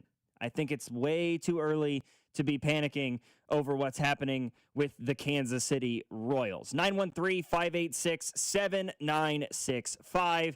A lot of messages in the text line while I was on with Jalen. I kind of want to break some of those down when we come back. Logan Weber here with you alongside Blake Schneiders. You're listening to After Hours, 96.5, The Fan. You're listening to After Hours, brought to you by A.B. May. Trust A.B. May to keep your home warm. For 0% interest for 72 months on select heating and cooling systems, call 913-732-9993 today. This is your home for Kansas City sports. 96.5, The Fan. Tyler Reddick here from 2311 Racing. The rush of racing? Nothing beats it. But Chumba Casino comes close. Chumba's got fast spins, fun games, daily bonuses, and all the action you can handle. Now that's a ride. Ready to hit the throttle? Get in the driver's seat and head to ChumbaCasino.com. Let's Chumba. Sponsored by Chumba Casino. No purchase necessary. VGW Group. Void where prohibited by law. 21 plus. Terms and conditions apply. Hey, Mom. Now that I have an after-school job, I think I want to buy a drum kit. Okay, Rockstar. Let's look at your account. When kids start making money, Chase has easy-to-use tools and expert bankers to help them learn how to manage it. And next month, I'll buy the bass drum and the cymbals. Oh, and maybe some noise-canceling headphones for you. Aw, you've thought of everything. Help kids save, budget, and build financial independence, all with Chase. That's good for kids and good for parents. Visit your local Chase branch and get started. Accounts subject to approval. J.P. Morgan Chase Bank, N.A. member FDIC. It's the first day of the first grade, and she found a new best friend. It's a laid-back Sunday afternoon you wish would never end. The homemade taste of Bluebell and good friends gathered round. The good old days are being made right now. Introducing Bluebell Pro, a dessert with up to 12 grams of protein and 110 calories or less per serving. Low fat, no added sugars, and gluten-free. Dig into a pint. It's more than just protein. It's Bluebell Pro. Good for you. Never tasted so good. The good old days are being made right now. The good old days are being made right now.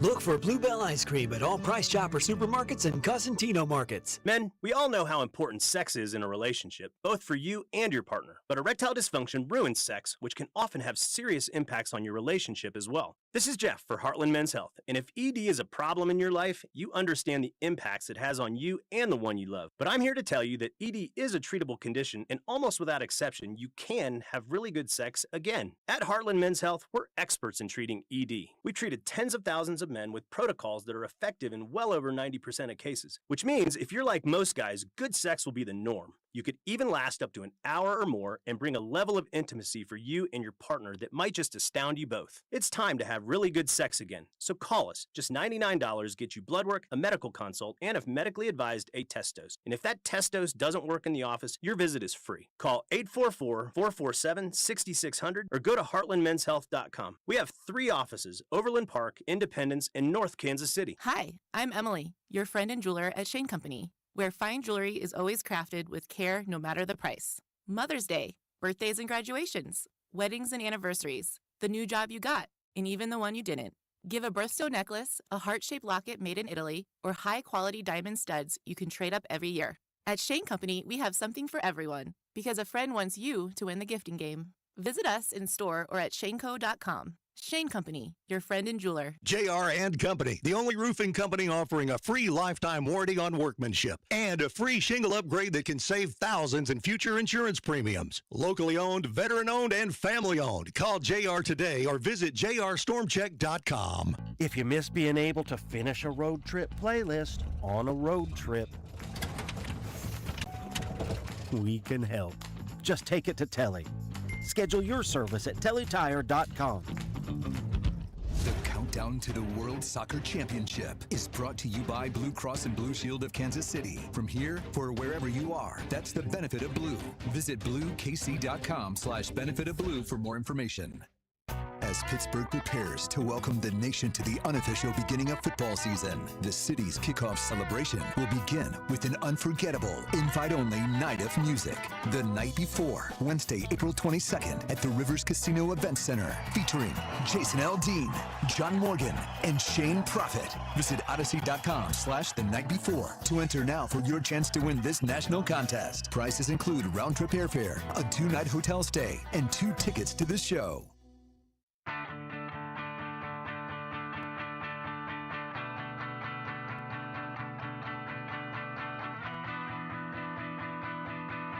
Yeah, so I messed it up. Scooble pitched yesterday, so he's not pitching tomorrow. We can both wear that one because I did bring up that Scooble was slated to pitch as well. So. Well, I don't know if I just, like, in my head assumed, oh, well, the Royals ace is pitching, so then the Tigers ace is pitching, which is a just fatal mistake in the sport of baseball because the scheduling is just so hit or miss. So it won't be Scooble. It'll be Framber Valdez, who is still one of the better pitchers in Major League Baseball. So it's still a marquee pitching matchup that we'll see on the bump tomorrow between the Royals and the Tigers. A big thank you to Jalen Thompson for joining us earlier. We had a lot of messages in the text line I want to look at. Dan and KCK said the Royals will be fine. The offense will figure it out. Take care. I'm with you, Dan. I think that they'll be just fine. I'm not worried. I mean, the guys that are struggling are the guys that generally have struggled to begin the year recently. You know, Vinny's consistently off to slow starts, has been the last 3 years. Salvi has either been crazy good or, frankly, crazy slow, crazy bad to begin the season throughout his career. Isaac Collins, despite being an NL Rookie of the Year candidate last year, he himself started off really slow in March and in April of last year. So I'm not willing to say that those guys are going to struggle all year long because history tells us that they're not. You can't win the division in April, but you can absolutely lose it. And I'm 100% with you on that. And right now, I don't think that the Royals are losing the division. They're 7-9. Their biggest competition in the division is the Detroit Tigers, who they play starting tomorrow, who are, guess what, also 7-9. So they're not winning the division in April. I don't think they're losing it either right now. Back of the baseball card is great, but if you can't win in April, you're in a hole come May. Right now, that hole is not drastic if you're Kansas City. They are 7-9. They are in a tie with the Detroit Tigers for third in the division. The White Sox are at 6-10. The Twins and the Guardians are both sitting at 9-7 right now. The Twins are not going to sustain that for 162 games. You lost your ace in Joe Ryan. You traded away everybody but Byron Buxton last year if you're the Twins. This is not a team that's going to be in consideration. They're not going to contend to win the AL Central. They're just not. And the Guardians, they're sort of an enigma. Yeah, they're 9-7 right now, but they're currently sitting with a -9 run differential with a winning record. Meanwhile, the Tigers are 7-9 with a +10 run differential. So I don't think that they're in much of a hole right now halfway through the month. We'll see what happens moving forward. A 913 says, Logan, my concern levels won't go up until after the White Sox series in mid-May. If they're going into that series against the Cardinals in mid-May and they are still struggling, then I will start to be concerned. That one came from Lance. And that's, that's somewhat fair to say. You're 2 months into the year. If they're still sputtering, if they're below 500, you go out and you lose that series to the White Sox after you just split a 4-game set with them earlier this month. I can't blame you for being somewhat concerned. Avila should be in the pen with Lynch, Ursig, Strom, and Kolick when he gets back. That's my hope too. But he looks so good in AAA. He looks so good in the minors. Every time he's down there, he looks fantastic. He looked so good in the World Baseball Classic. The minute that man put on a Royals jersey and came out to Kauffman Stadium, he got battered.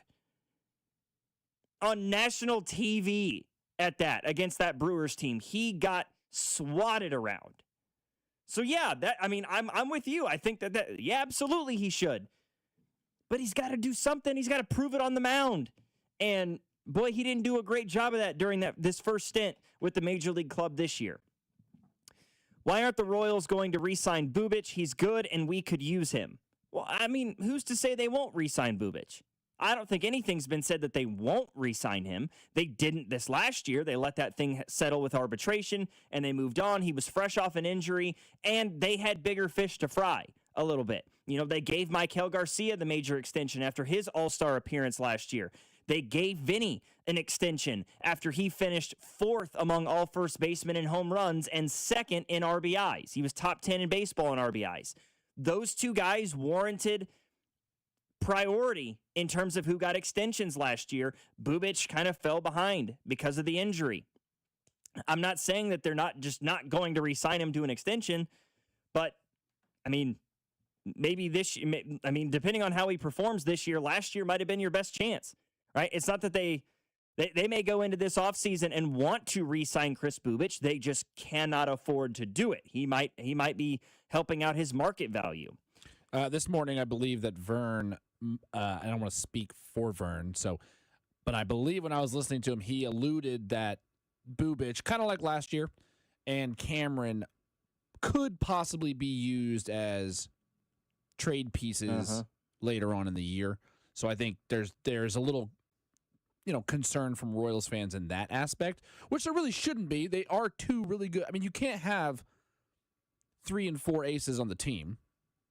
Money will not be there for it. We're not the Los Angeles Dodgers here. So that could be coming into play, but it doesn't mean it's going to be. Just possibilities here. Nature, that's the nature of the beast, right? And I've seen people in the text line talking about, this is what the struggles with the offense, this is what happens when you don't go after a big outfield bat. That's what a guy like a Noah Cameron or a Chris Bubic might be used to acquire exactly later on this season. We'll just have to wait and see. It's just especially bad when the offense is like 1 for 45 with runners in scoring position in the last week. Yeah, it's not a fun watch. It's not fun to watch Maikel Garcia and Bobby Witt Jr. and Kyle Isbell get themselves on second and third and then just sit there and watch their teammates let them down. Starters are among the best in baseball still. If this team can just average 4 runs a game, we will be fine. I think they can get there. All right, I absolutely think they can get there. Somebody was asking what's going on with Carlos Estevez, and that's a great question. I haven't heard much about what he's got going on right now or what the situation is, but let me dig into a little bit and see if I can come up with some information for you on the other side of the break here.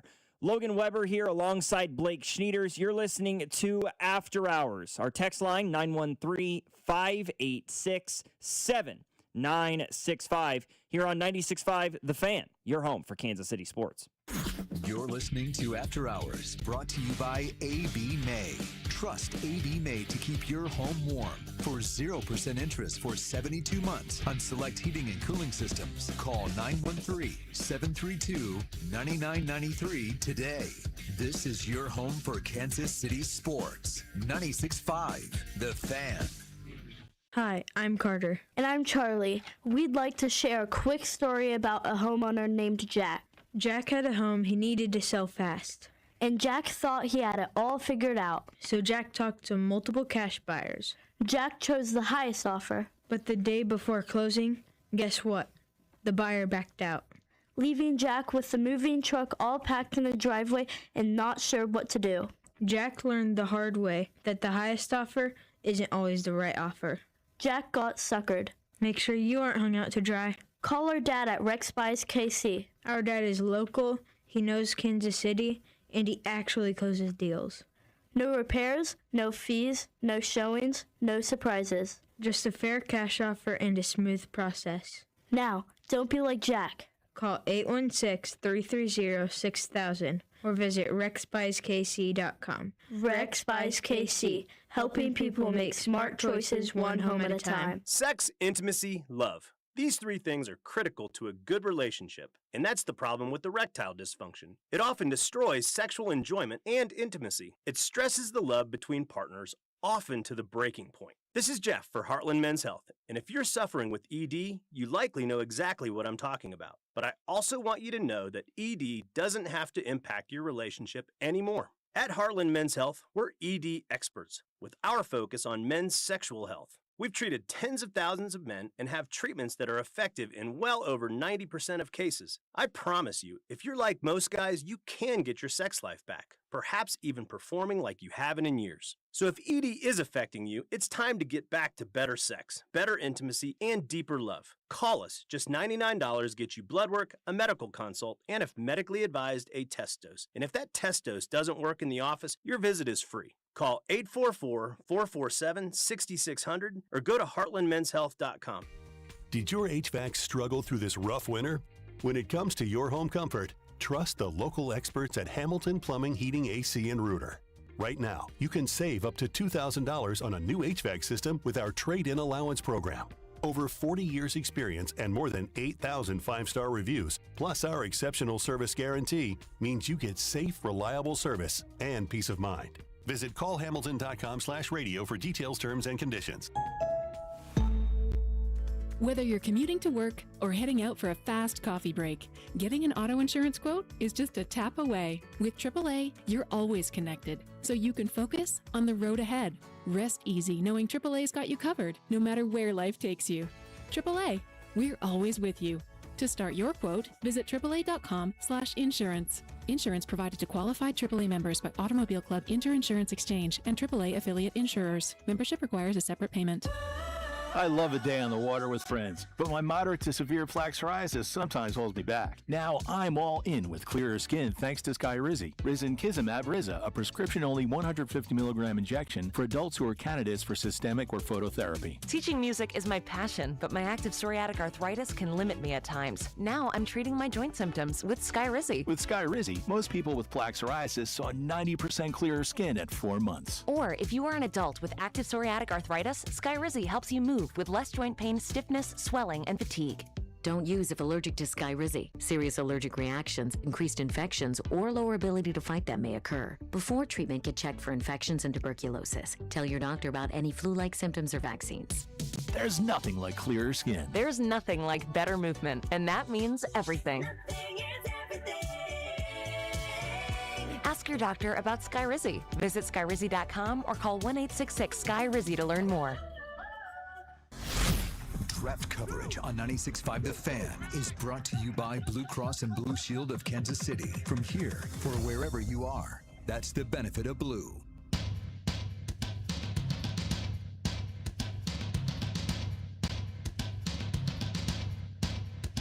Here's the latest I've got on Carlos Estevez. Last week, I think it was April 9th, Ann Rogers of MLB.com reported that Estevez was throwing a bullpen session. From all the indicators, it sounded like that went okay. The swelling in the foot is down. There were some reports, and somebody in the text line said this. I have no official confirmation on it, but there have been reports that he got a cold, and so they're waiting on him to kind of get over that, and then a rehab assignment is supposed to begin. Once the rehab assignment starts, it feels like this is sort of an open-ended rehab assignment a little bit, right? It's not going to be like, okay, 2 starts, or he's going to come out and make 4 appearances, and then he's going to go back up to the major league club, because it's not as if he was just injured. You know, he just kind of hobbled himself, and that was all the concern there was. I mean, the velocity was down considerably, right? I mean, the fastball was sitting in the 80s when it was in the mid-90s last year.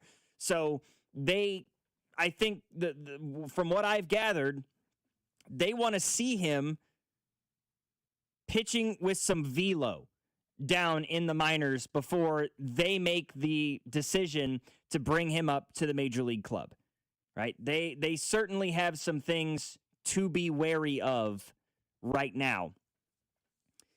So I'm not going to venture to assume that I'm not going to come out and say like, oh yeah, give it a week and a half and Carlos Estevez is back with the major league club, because that very well may not be the case. We may not see Carlos Estevez until early May, potentially, right? This process will take however long this process takes.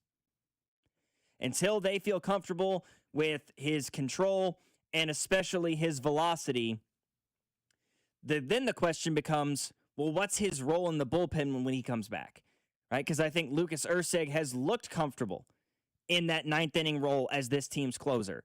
Is it a flip-flop of sorts, kind of like we saw 2 years ago, right? I mean, like when they brought in Estevez, is Estevez going to be the closer, or is Erceg going to be the closer? And they kind of trotted them both out there, and they tried it, and after Erceg was the closer a couple of years ago, they went to Estevez instead. Maybe this is a second changing of the guard between those two guys, and all of a sudden, Erceg becomes that Estevez becomes the 7th or 8th inning guy, while Erceg holds down the closer spot in the 9-hole.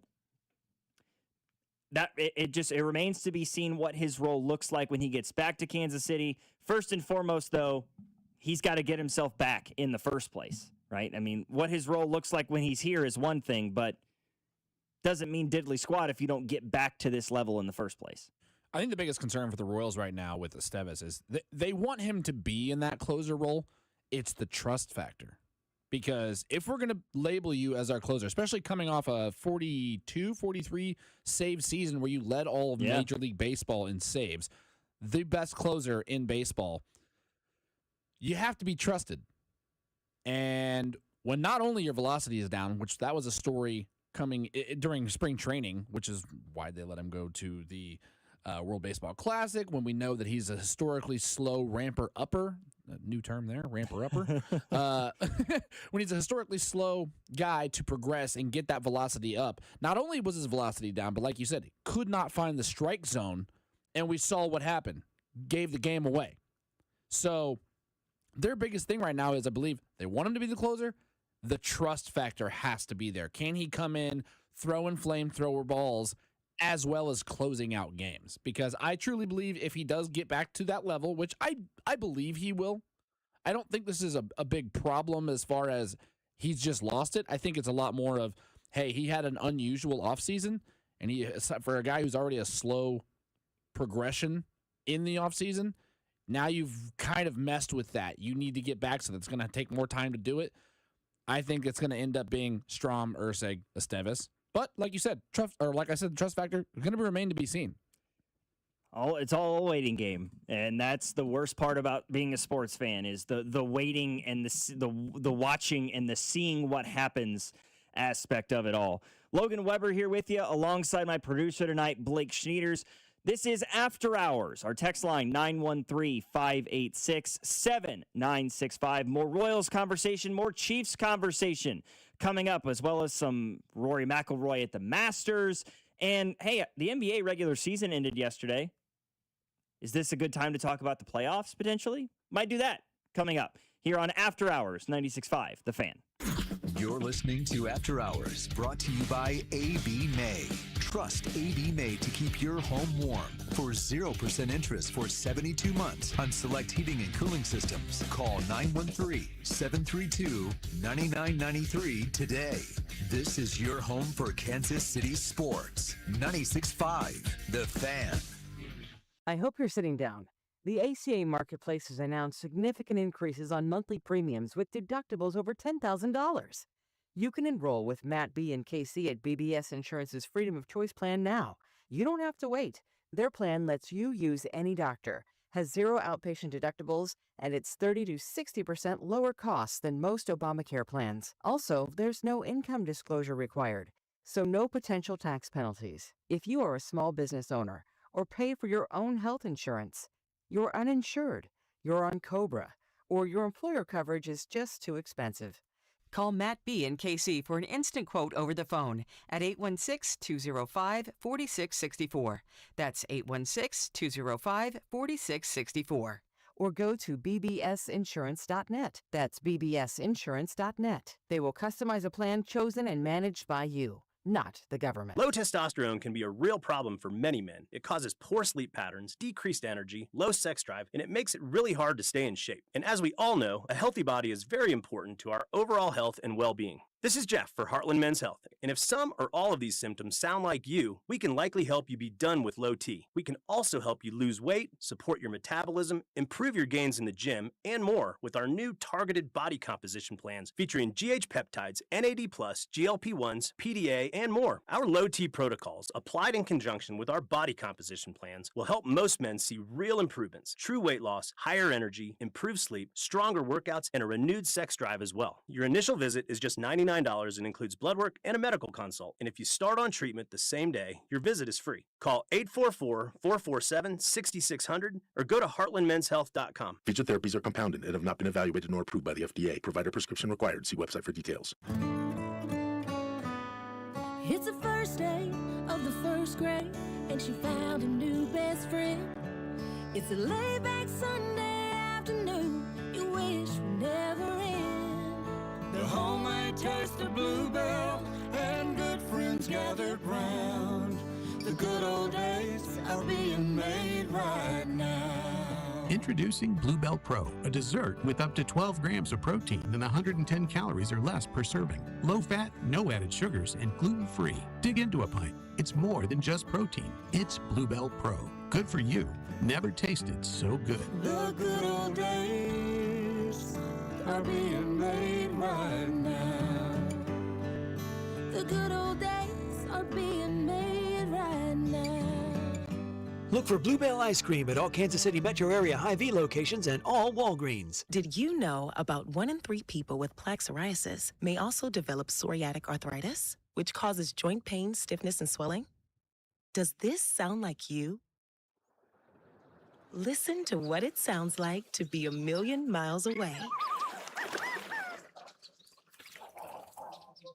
Tremfya guselkumab, taken by injection, is a prescription medicine for adults with moderate to severe plaque psoriasis who may benefit from taking injections or pills or phototherapy, and for adults with active psoriatic arthritis. Serious allergic reactions and increased risk of infections and liver problems may occur. Before treatment, your doctor should check you for infections and tuberculosis. Tell your doctor if you have an infection, flu-like symptoms, or if you need a vaccine. Imagine being a million miles away. Explore what's possible. Ask your doctor about Tremfya. Visit tremfya.com or call 1-800-526-7736. Odyssey Sports Draft coverage is presented nationally by Bet365, where winning is everything. Download the Bet365 app and lock in your picks before the game begins. Must be 21 plus. Gambling problem? Call 1-800-GAMBLER. Available in select states only. You're listening to 96.5 The Fan from the DM Injury Law Studios. Mike's got this. Car, truck, or motorcycle wreck? Remember, Mike's got this. 816-888-7500. Mike's got this.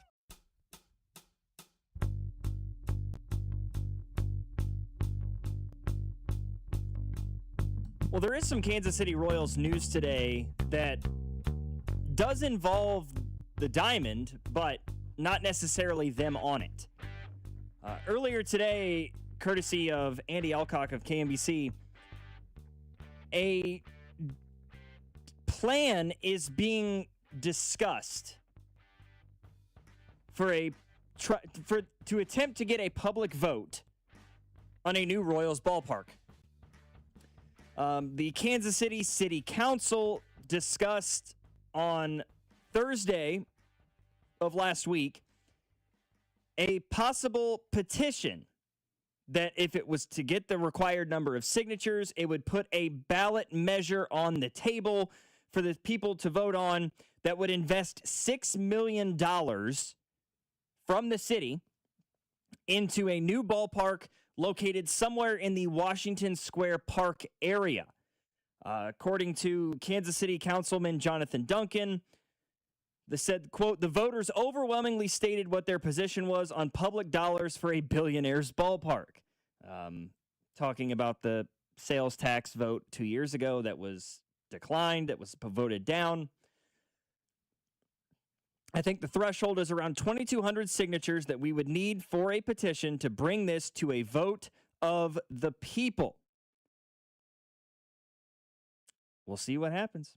So they're discussing possibly making a petition that could put a measure on the ballot to be voted upon for a downtown ballpark location for the Kansas City Royals. I'm just ready for this whole friggin' thing to be over, man. I'm over it. I well and truly am. Like, let's just find out where we're playing ball, folks. Can we just do that? So, I work in that area. I'm at Union Station a lot with what my job does and my outside job. This is the fun job. I don't understand where they're going to put it.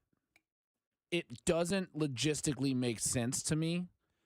Just the spacing, the scope of it, the parking of it. Yeah. I've talked to a lot of guys who I also work with who work around that area, and everybody's like, I have no idea how this is going to fit here logistically.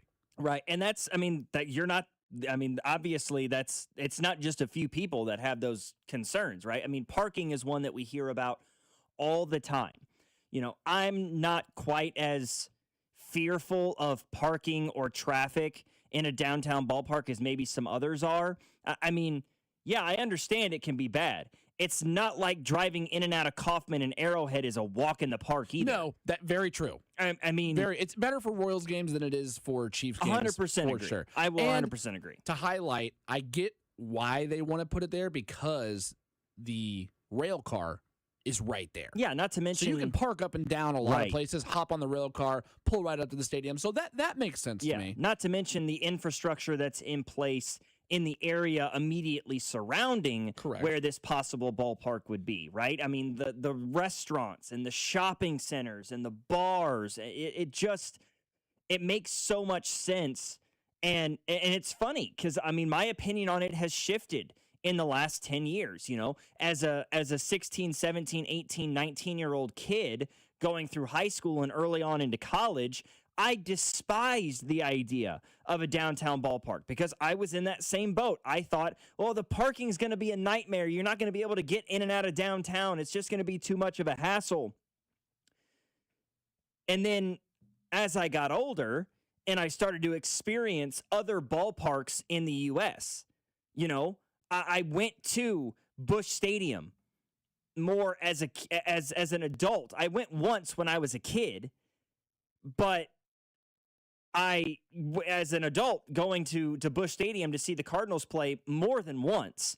And it's a beautiful location. It's a beautiful atmosphere. Very comfortable being able to walk in and out of that area. Yeah, parking kind of sucks, but parking sucks everywhere. I mean, it can be in the middle of nowhere and parking still sucks. Somebody in the text line, downtown stadiums work all across the country.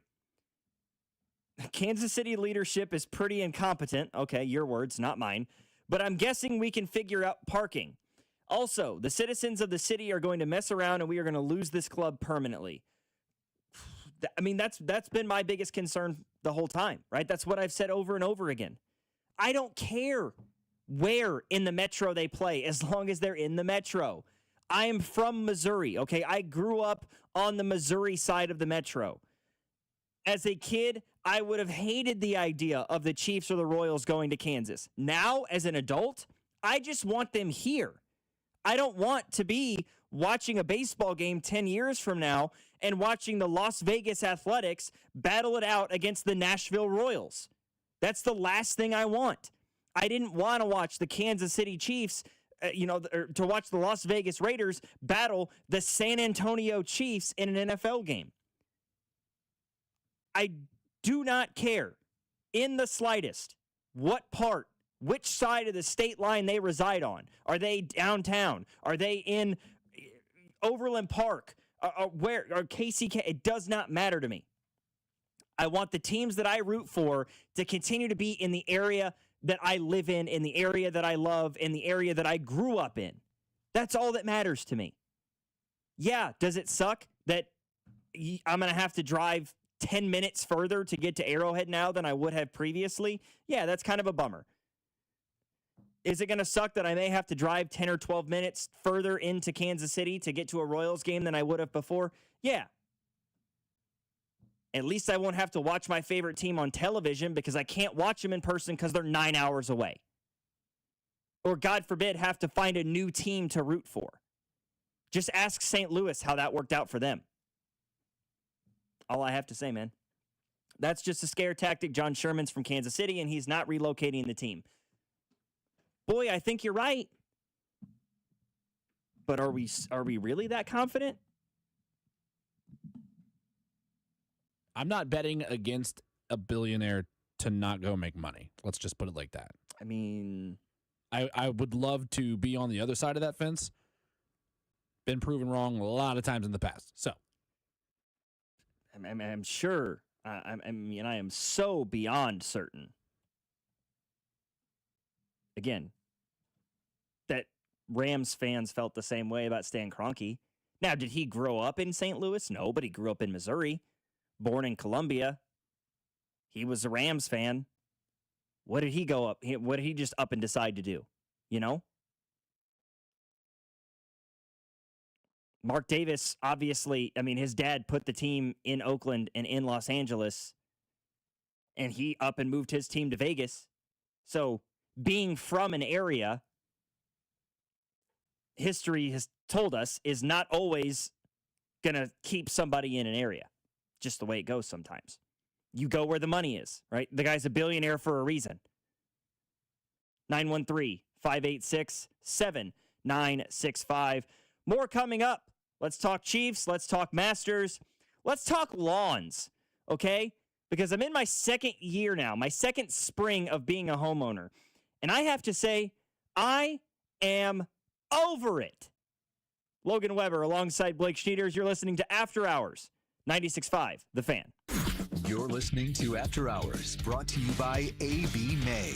Trust AB May to keep your home warm. For 0% interest for 72 months on select heating and cooling systems, call 913-732-9993 today. This is your home for Kansas City sports. 96.5 The Fan. Liberty Mutual customizes your car and home insurance. And now we're customizing this late-night ad to make you more alert, which could help your driving. And science tells us that pulsing beats faster, stimulating audio like traveling sound, and voices on the higher, so-called brighter end of the audio spectrum like this can encourage focus.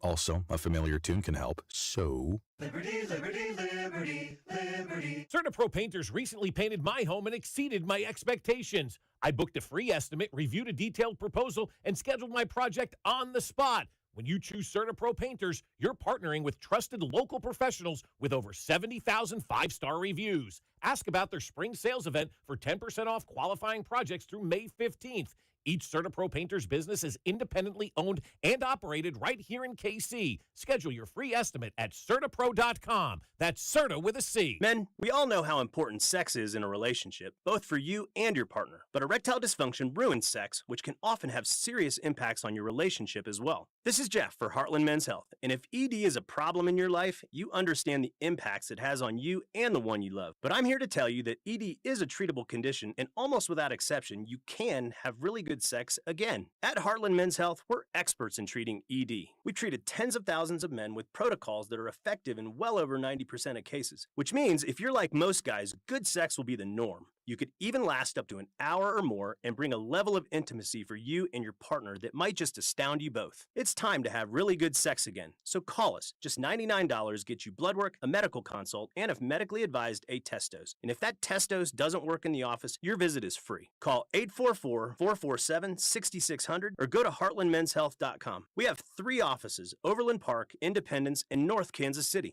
What if you could have the most reliable Wi-Fi?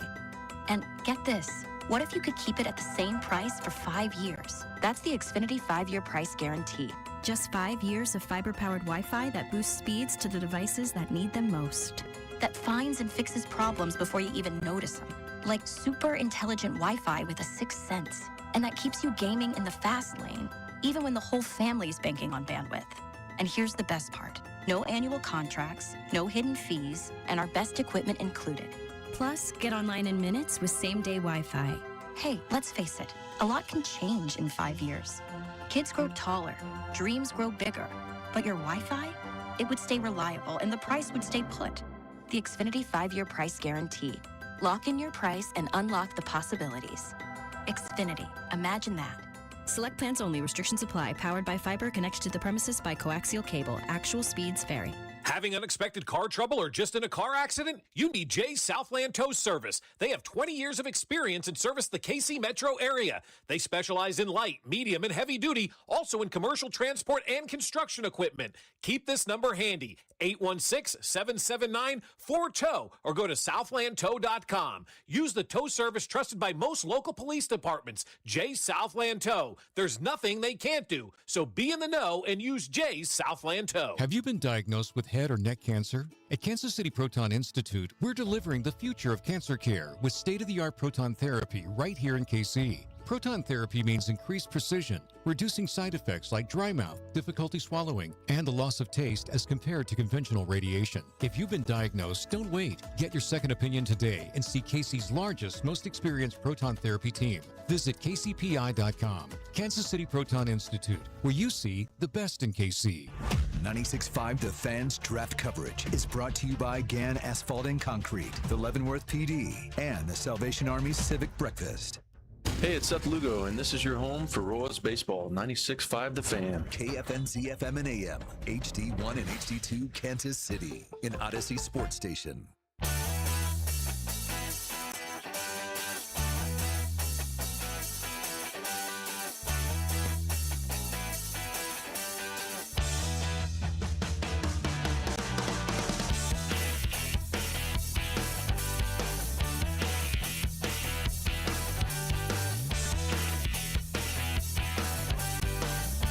This is a legitimate question I have.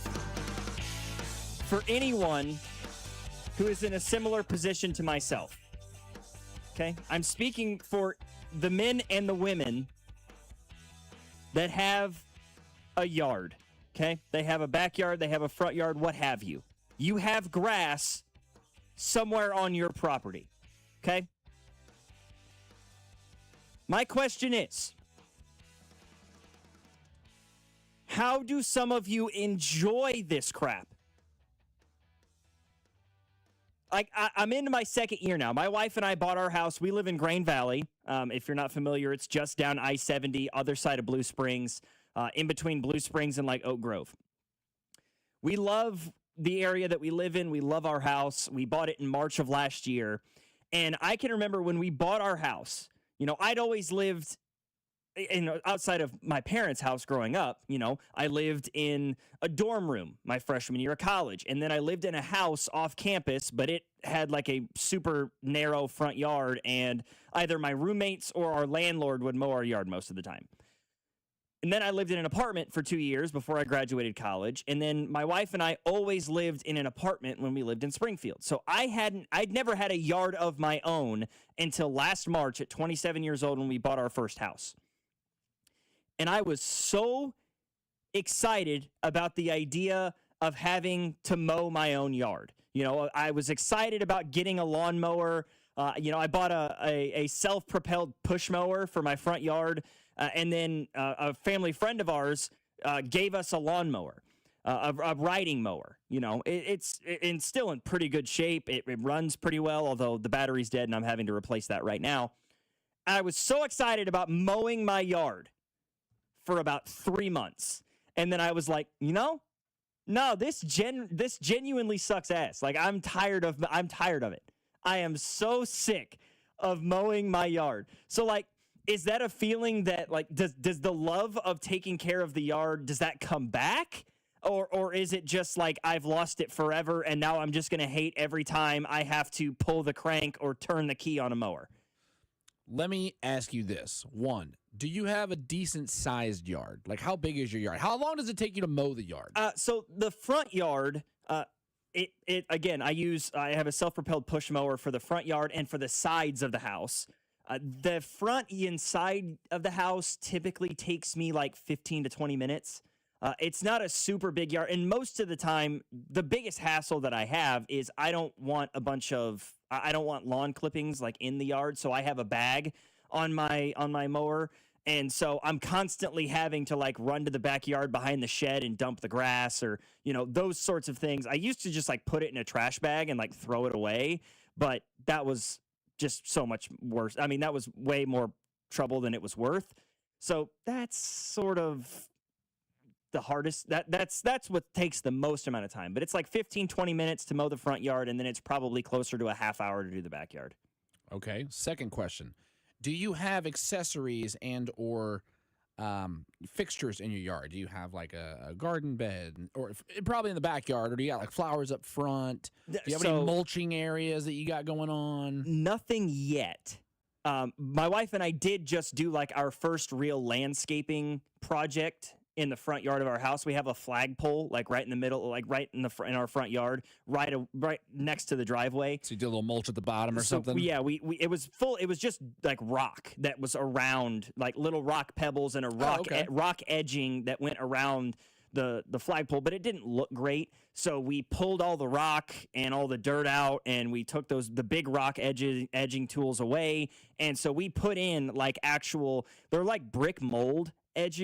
That's what we did for the edging to make like a circle, and then put the topsoil down, and then the rock that we'd taken off we put back on top, and we planted, I think, creeping phlox, I think is what they're called. I guess it's some kind of plant. I don't know. But that was like the first real landscaping we'd ever done. But there's a ton of rock in our front yard, and in the backyard, not so much. So did you enjoy the landscaping project? Not particularly. No. Okay. So it sounds like overall, you're just not a fan of taking care of the yard. You don't have to be. It's not, I know that's like, you're a man, you got to like doing the yard. No, that's not always the case. Now, me particularly, I do enjoy taking care of the yard, but I'd much rather fix up certain things. Like we have a front yard, not particularly big, takes me about 15 minutes to mow it. Backyard, much bigger, but we have a problem with growing grass. Yes, and that's maybe the biggest problem that I have. So it just right looks now. a little ugly. Now I have a bunch of I've got about 10 raised garden beds back there. So it's more about upkeeping those. Now we are renting this house at the moment, so we inherited these at the moment, and he said the landowner said I could do whatever I want with it. So right now they're falling apart. After 2 years of beautiful garden work and vegetable growth, tomato growth, my plant beds are falling apart. Yeah, and that's so like, I have to figure out. I don't really want to spend the money in a rental to take care of those. Valid. But I also really don't want it to look ugly when I have people over at the house. Right. So where do we go from here? Yeah. So I think the projects I say I like doing better. I like a nice looking yard. I can get behind that. I enjoyed the landscaping more than I enjoy mowing the yard. Yeah. But some of why I believe I don't like mowing my yard right now is the same problem that you just brought up. And that is that, like, we have, especially in the backyard, we have a serious grass growing issue that's going on. You know, first of all, either one of my neighbors, like on either side of the fence, they have a lot of weeds in their yard, and they are they're trying to creep in and invade our yard. So spraying the weed killer and all those things and trying to keep them out is its own trouble. But then there's areas of our backyard that it's just dirt. And so, even in the front yard, because I think there was a dog at the house at one point, previous owners or what have you. And so there's dead spots in the yard.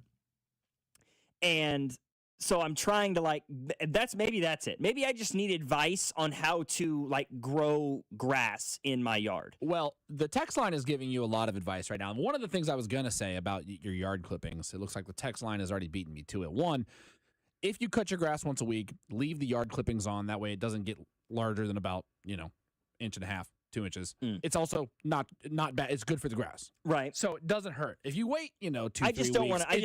looks nasty. I just don't want to smother it. Right. That's the bigger. The reason why I get rid of my grass clippings is because I'm afraid that you're going to kill it. I'm gonna kill the yard because the grass clippings are just smothering it and preventing water and sunlight and oxygen and those sorts of things to it. For sure. Another way that you can learn to enjoy it, and this comes from the 913. Shout out to Lance here. Logan. Turn on some divorced dad rock and slam some Miller High Life while doing your yard work. You know what? Also fantastic advice, Lance. Because I love a nice cold beer when I'm mowing the lawn because it gives you something to kind of look forward to. Like I put it down, mow the lawn, come back to it. Nice little sip, refresher right there. And yes, the divorced dad rock is important.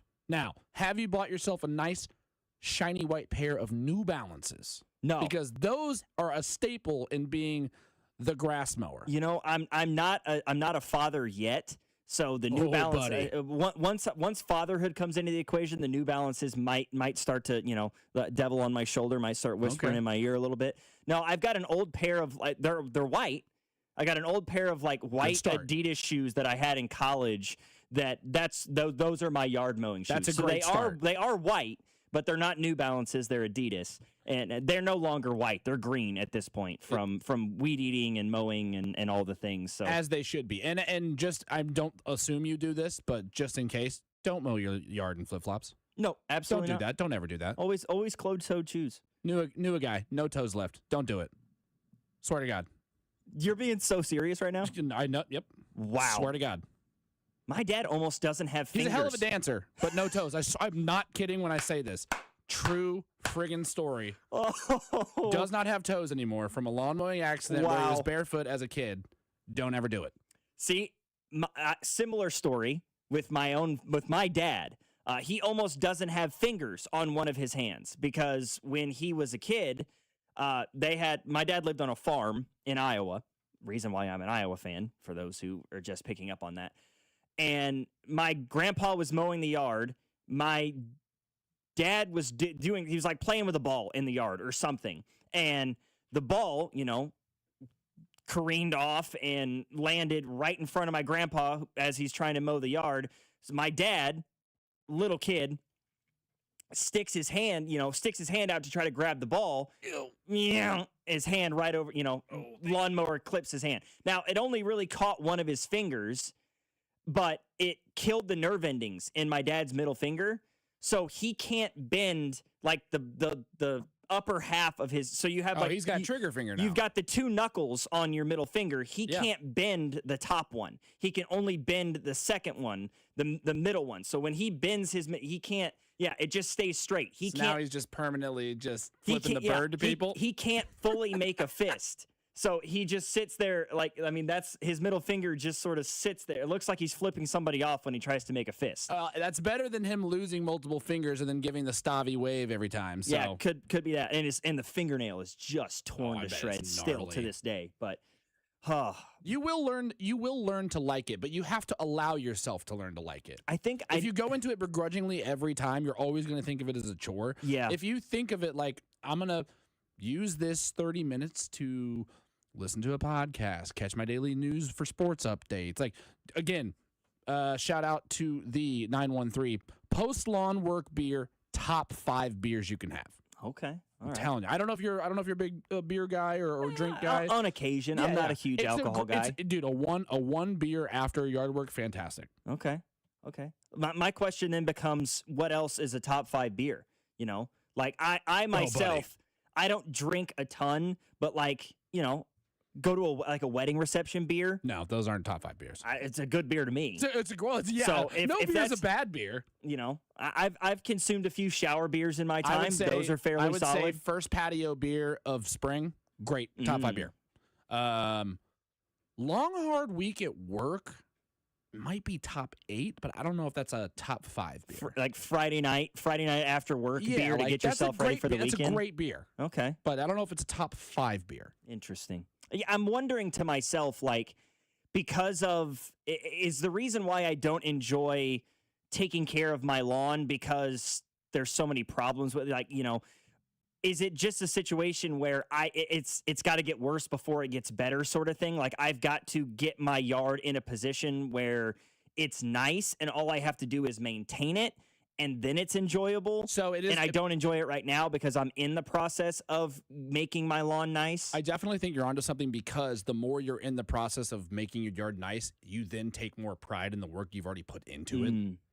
So therefore, then you care about how your lawn looks once you've put the work into it.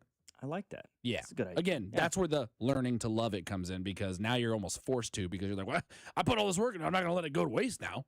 That's my damn lawn. I didn't realize just how passionate, first of all, I could be about lawns. I didn't know you were this passionate. Blake. I didn't know our text line. Our text line is blowing up right now. Yeah, I don't know why, but it's one of my favorite things to do. I push mow a yard. I should probably ride mow. All right. Hey, I mean, like I said, to each their own. Like, I did really enjoy it for the first couple of months. And maybe it's just because I saw how many problems my yard had that I grew to despise it. Maybe I can get back to it. I don't know.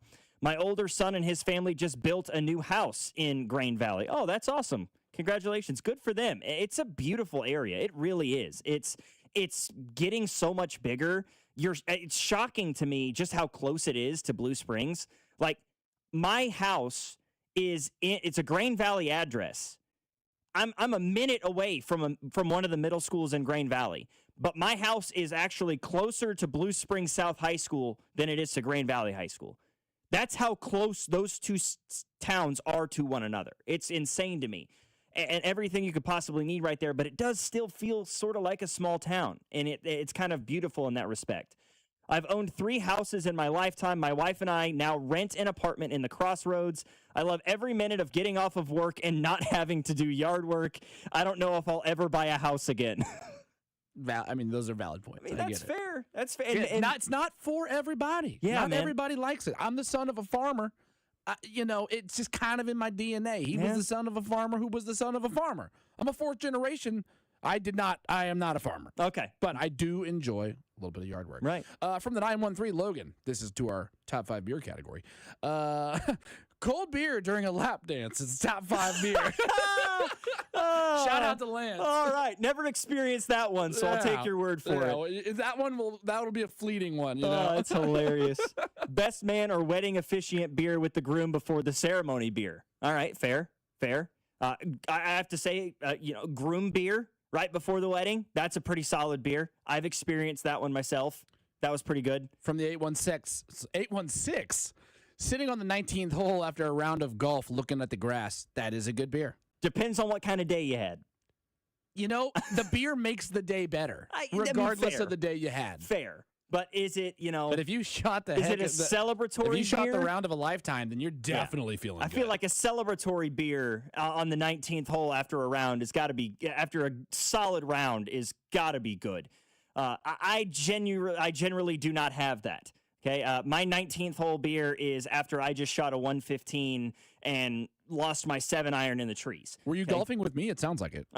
That's my life in a nutshell. And it sucks because all of my friends that play golf are all incredibly good golfers. Like my best friend is like nearly a scratch golfer. He's like a 2 handicap. Jeez. We go out and play 18 holes and he shoots a 73 and I'm at a 112, ready to just snap my driver over his head. It's a tough one.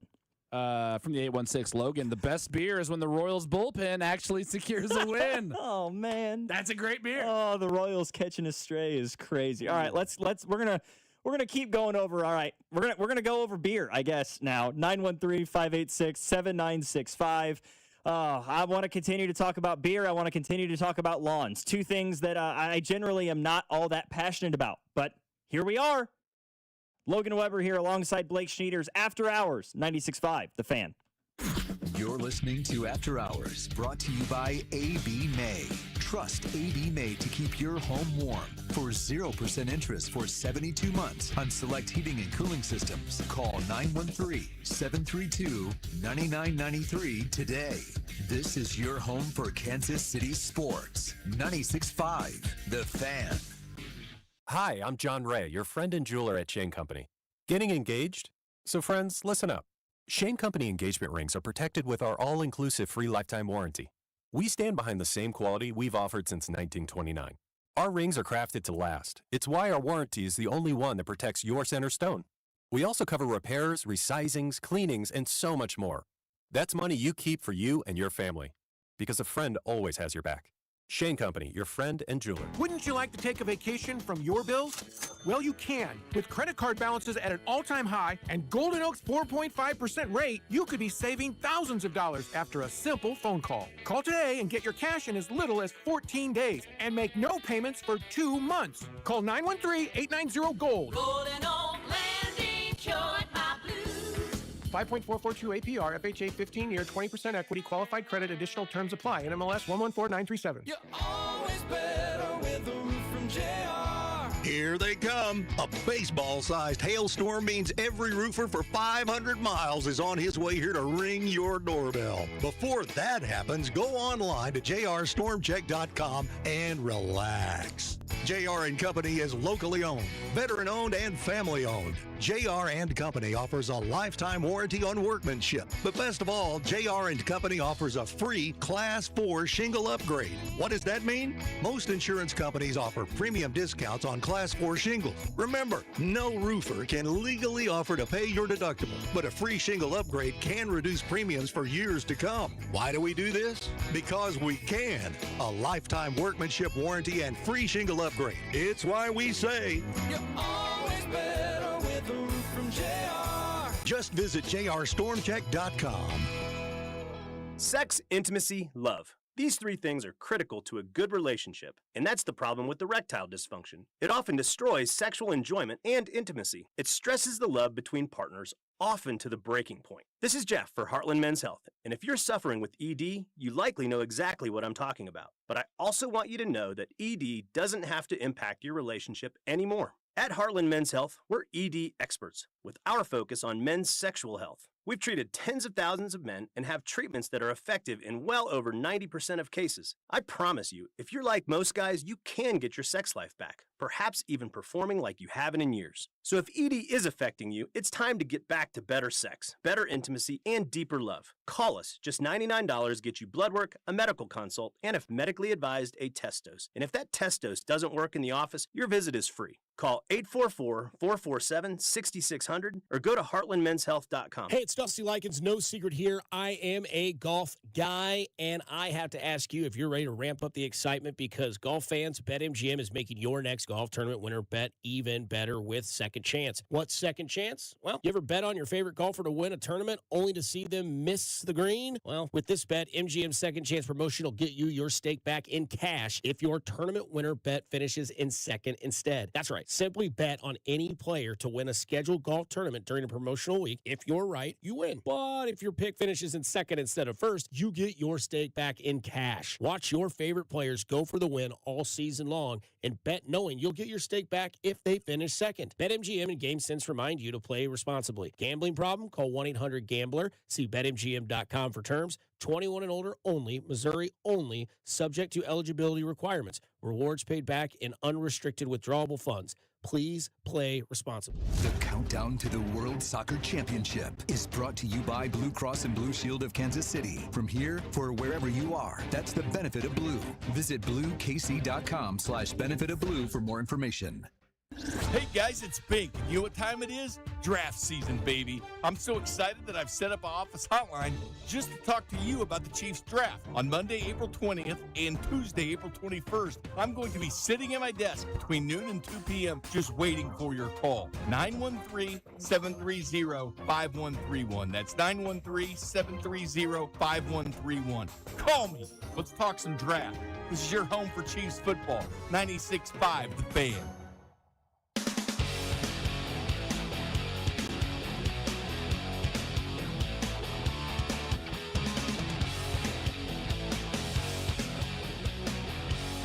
Oh, all right. We're going to keep talking about beer and grass. Let's get after it. From an 816, the best beer is the one I'm about to have. Finished mowing, watching the storm roll in. Nothing more Midwest than sitting on the front porch or the back porch and watching a thunderstorm. Text line agrees, brother. Nothing quite like it. I wish I had that. I was telling you during the break, I don't have a front porch. My back porch is like 4 feet wide because it was an add-on. They added a sunroom on to where the back porch was. So I don't really have one to do that. But I guess I could open up all the windows in the sunroom and take it in that way. But just feel the atmosphere coming through that sunroom. Dude, there's no better sleep on the planet than like a good thunderstorm sleep. You crack one of the windows open, you can hear the rain coming down. As long as it's not like a severe thunderstorm where you've got like sky to ground lightning and you're hearing light poles explode. That's when I go out and practice my golf swing. Top 5 beers. This from an 816. Number 1 is a free beer. Also true. Number 2 is a cold beer. True. Number 3, a beer by a body of water. Any body of water. A pool, a lake, an ocean, etc. I can get behind that one.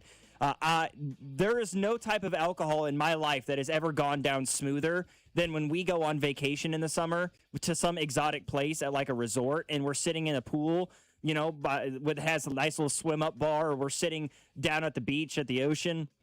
I can get behind that. Number 4 is the first tailgate beer, and number 5 is the 5th beer. That's hilarious. That's a good one. This from an 816. This is wild. Best beers are the 12 you drink just before Johnny's Little League game, before you take the ump to the parking lot. You know? Swing the bat, Johnny. Eye on the ball. Coach. So, Coach, why is Arthur not pinching? Arthur's a great pitcher. Are you blind out there? Dad, Arthur's got an 18 ERA this year. You know, he's just getting battered out there. What are we talking about? He ain't making it to the majors. No, he doesn't have it in him, man, all right? Yeah, and telling your son to get the bat off his shoulders not helping. He's lucky if he gets recruited to the local beer softball league. Hey, why don't you tell little Arthur to just shrink his body, you know, to squat a little bit in the batter's box. Maybe shrink the strike zone. Yeah, draw a few walks, okay? Just get on base. Get the confidence rolling, okay? True question for you, or a real question for you here. It says that the 816 had number 4, first tailgate beer. Now, typically, when I'm going to Chiefs game, I have a roadie when we go. Okay, all right. I'm not driving, of course. Right. Of course not. So that's not my first tailgate beer. That's just the first beer. Right. Then you hop out and you crack it.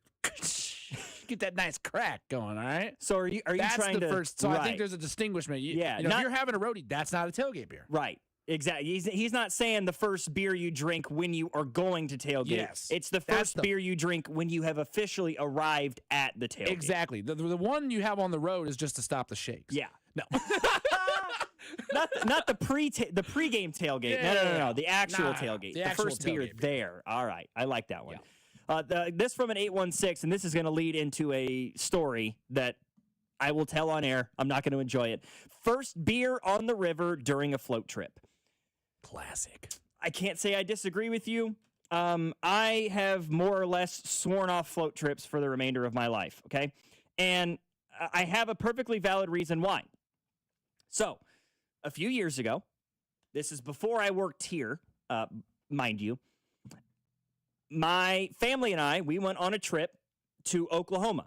And during our trip to Oklahoma, we went down and we floated a river down there. And my younger brother and a couple of his buddies and myself collectively decided, you know what this float trip needs? Edibles. Ooh. That's what this float trip needs. So, like any good float trip. Yeah, makes perfect sense. Who doesn't like to get paranoid on a body of water, And not that I thought that was going to happen, but that is exactly what happened, okay? So we took the edibles, we got on the float. For the first 90 minutes, vibing, felt great. As we approached the 2-hour mark, panic set in because I, a grown-ass man, thought that I had forgotten how to swim. So I refused to get out of the raft. Because I legitimately thought in that state I was going to drown. It was a float trip. We were in 18 inches of water, okay? Like, it's a float trip. Hey, it only takes like 3 to die. 3 to drown. I was convinced that if I got out, something bad was going to happen. So there I was in that raft, 23, 24, 25 years old, however old I was at that moment, thinking that I was not going to make it out of this float trip alive if I got out of the raft. It's a fine line sometimes dabbling in the extracurriculars on a river, especially because you'd love to have just a great time, pop one, have a good old time on the river, pound back a couple Coors Lights, something, whatever your drink of choice is, and be able to just float and relax and just feel the breeze in the water. But when you get to that threshold where things are starting to get uncomfortable, so how long did this last? Too long, it sounds like. Yeah, but the entirety of the float. I mean, eventually I got out.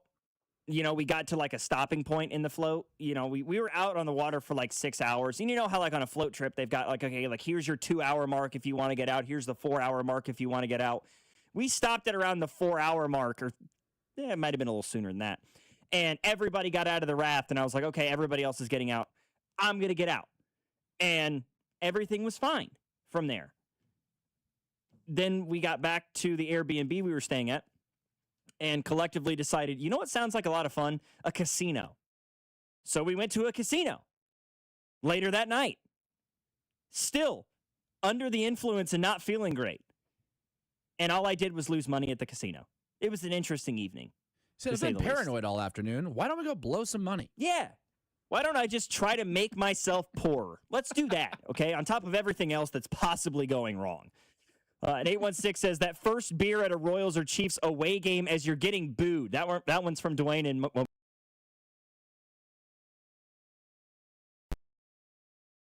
Road. I've been to opposing stadiums before, but not to watch the Chiefs or the Royals for some unknown reason.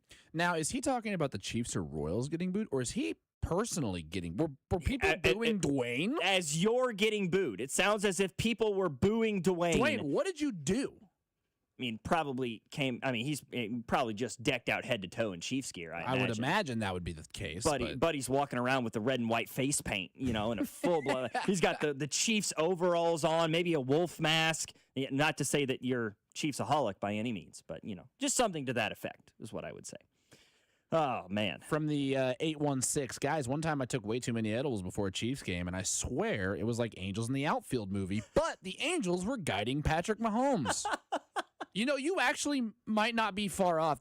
Those might have been Angels with the way he plays. They might have actually been guiding Patrick Mahomes. Maybe you saw through a fourth dimension, brother. You were on a different wavelength, being able to catch some infrared rays from Angels' wings. So I've heard it said before that sometimes people get so high that they start seeing sounds and hearing shapes. That might be where this guy was at. Okay, like tasting colors. Yeah, this man was in hearing numbers. He was in the quantum realm while he was taking in a Chiefs game. That's absolutely outrageous. Oh man. From the 9-1, I'm not even going to read this text, but Lance, I feel like you might have a problem, and you need to stop going to so many strip clubs, brother. 96.5 The Fan should have an after party after the after party. I got a couple strip clubs I highly recommend. No! Find yourself a lady, brother. You're trying to get me in trouble. I know the strippers keep telling you they love you. They're lying. I promise you. Another one. The first beer when you wake up on 4th of July down at Lake of the Ozarks. Well, that is a good one, too. Lake of the Ozarks beer is a good one. Little Table Rock? Boat beer? Oh, dude, first beer on a boat.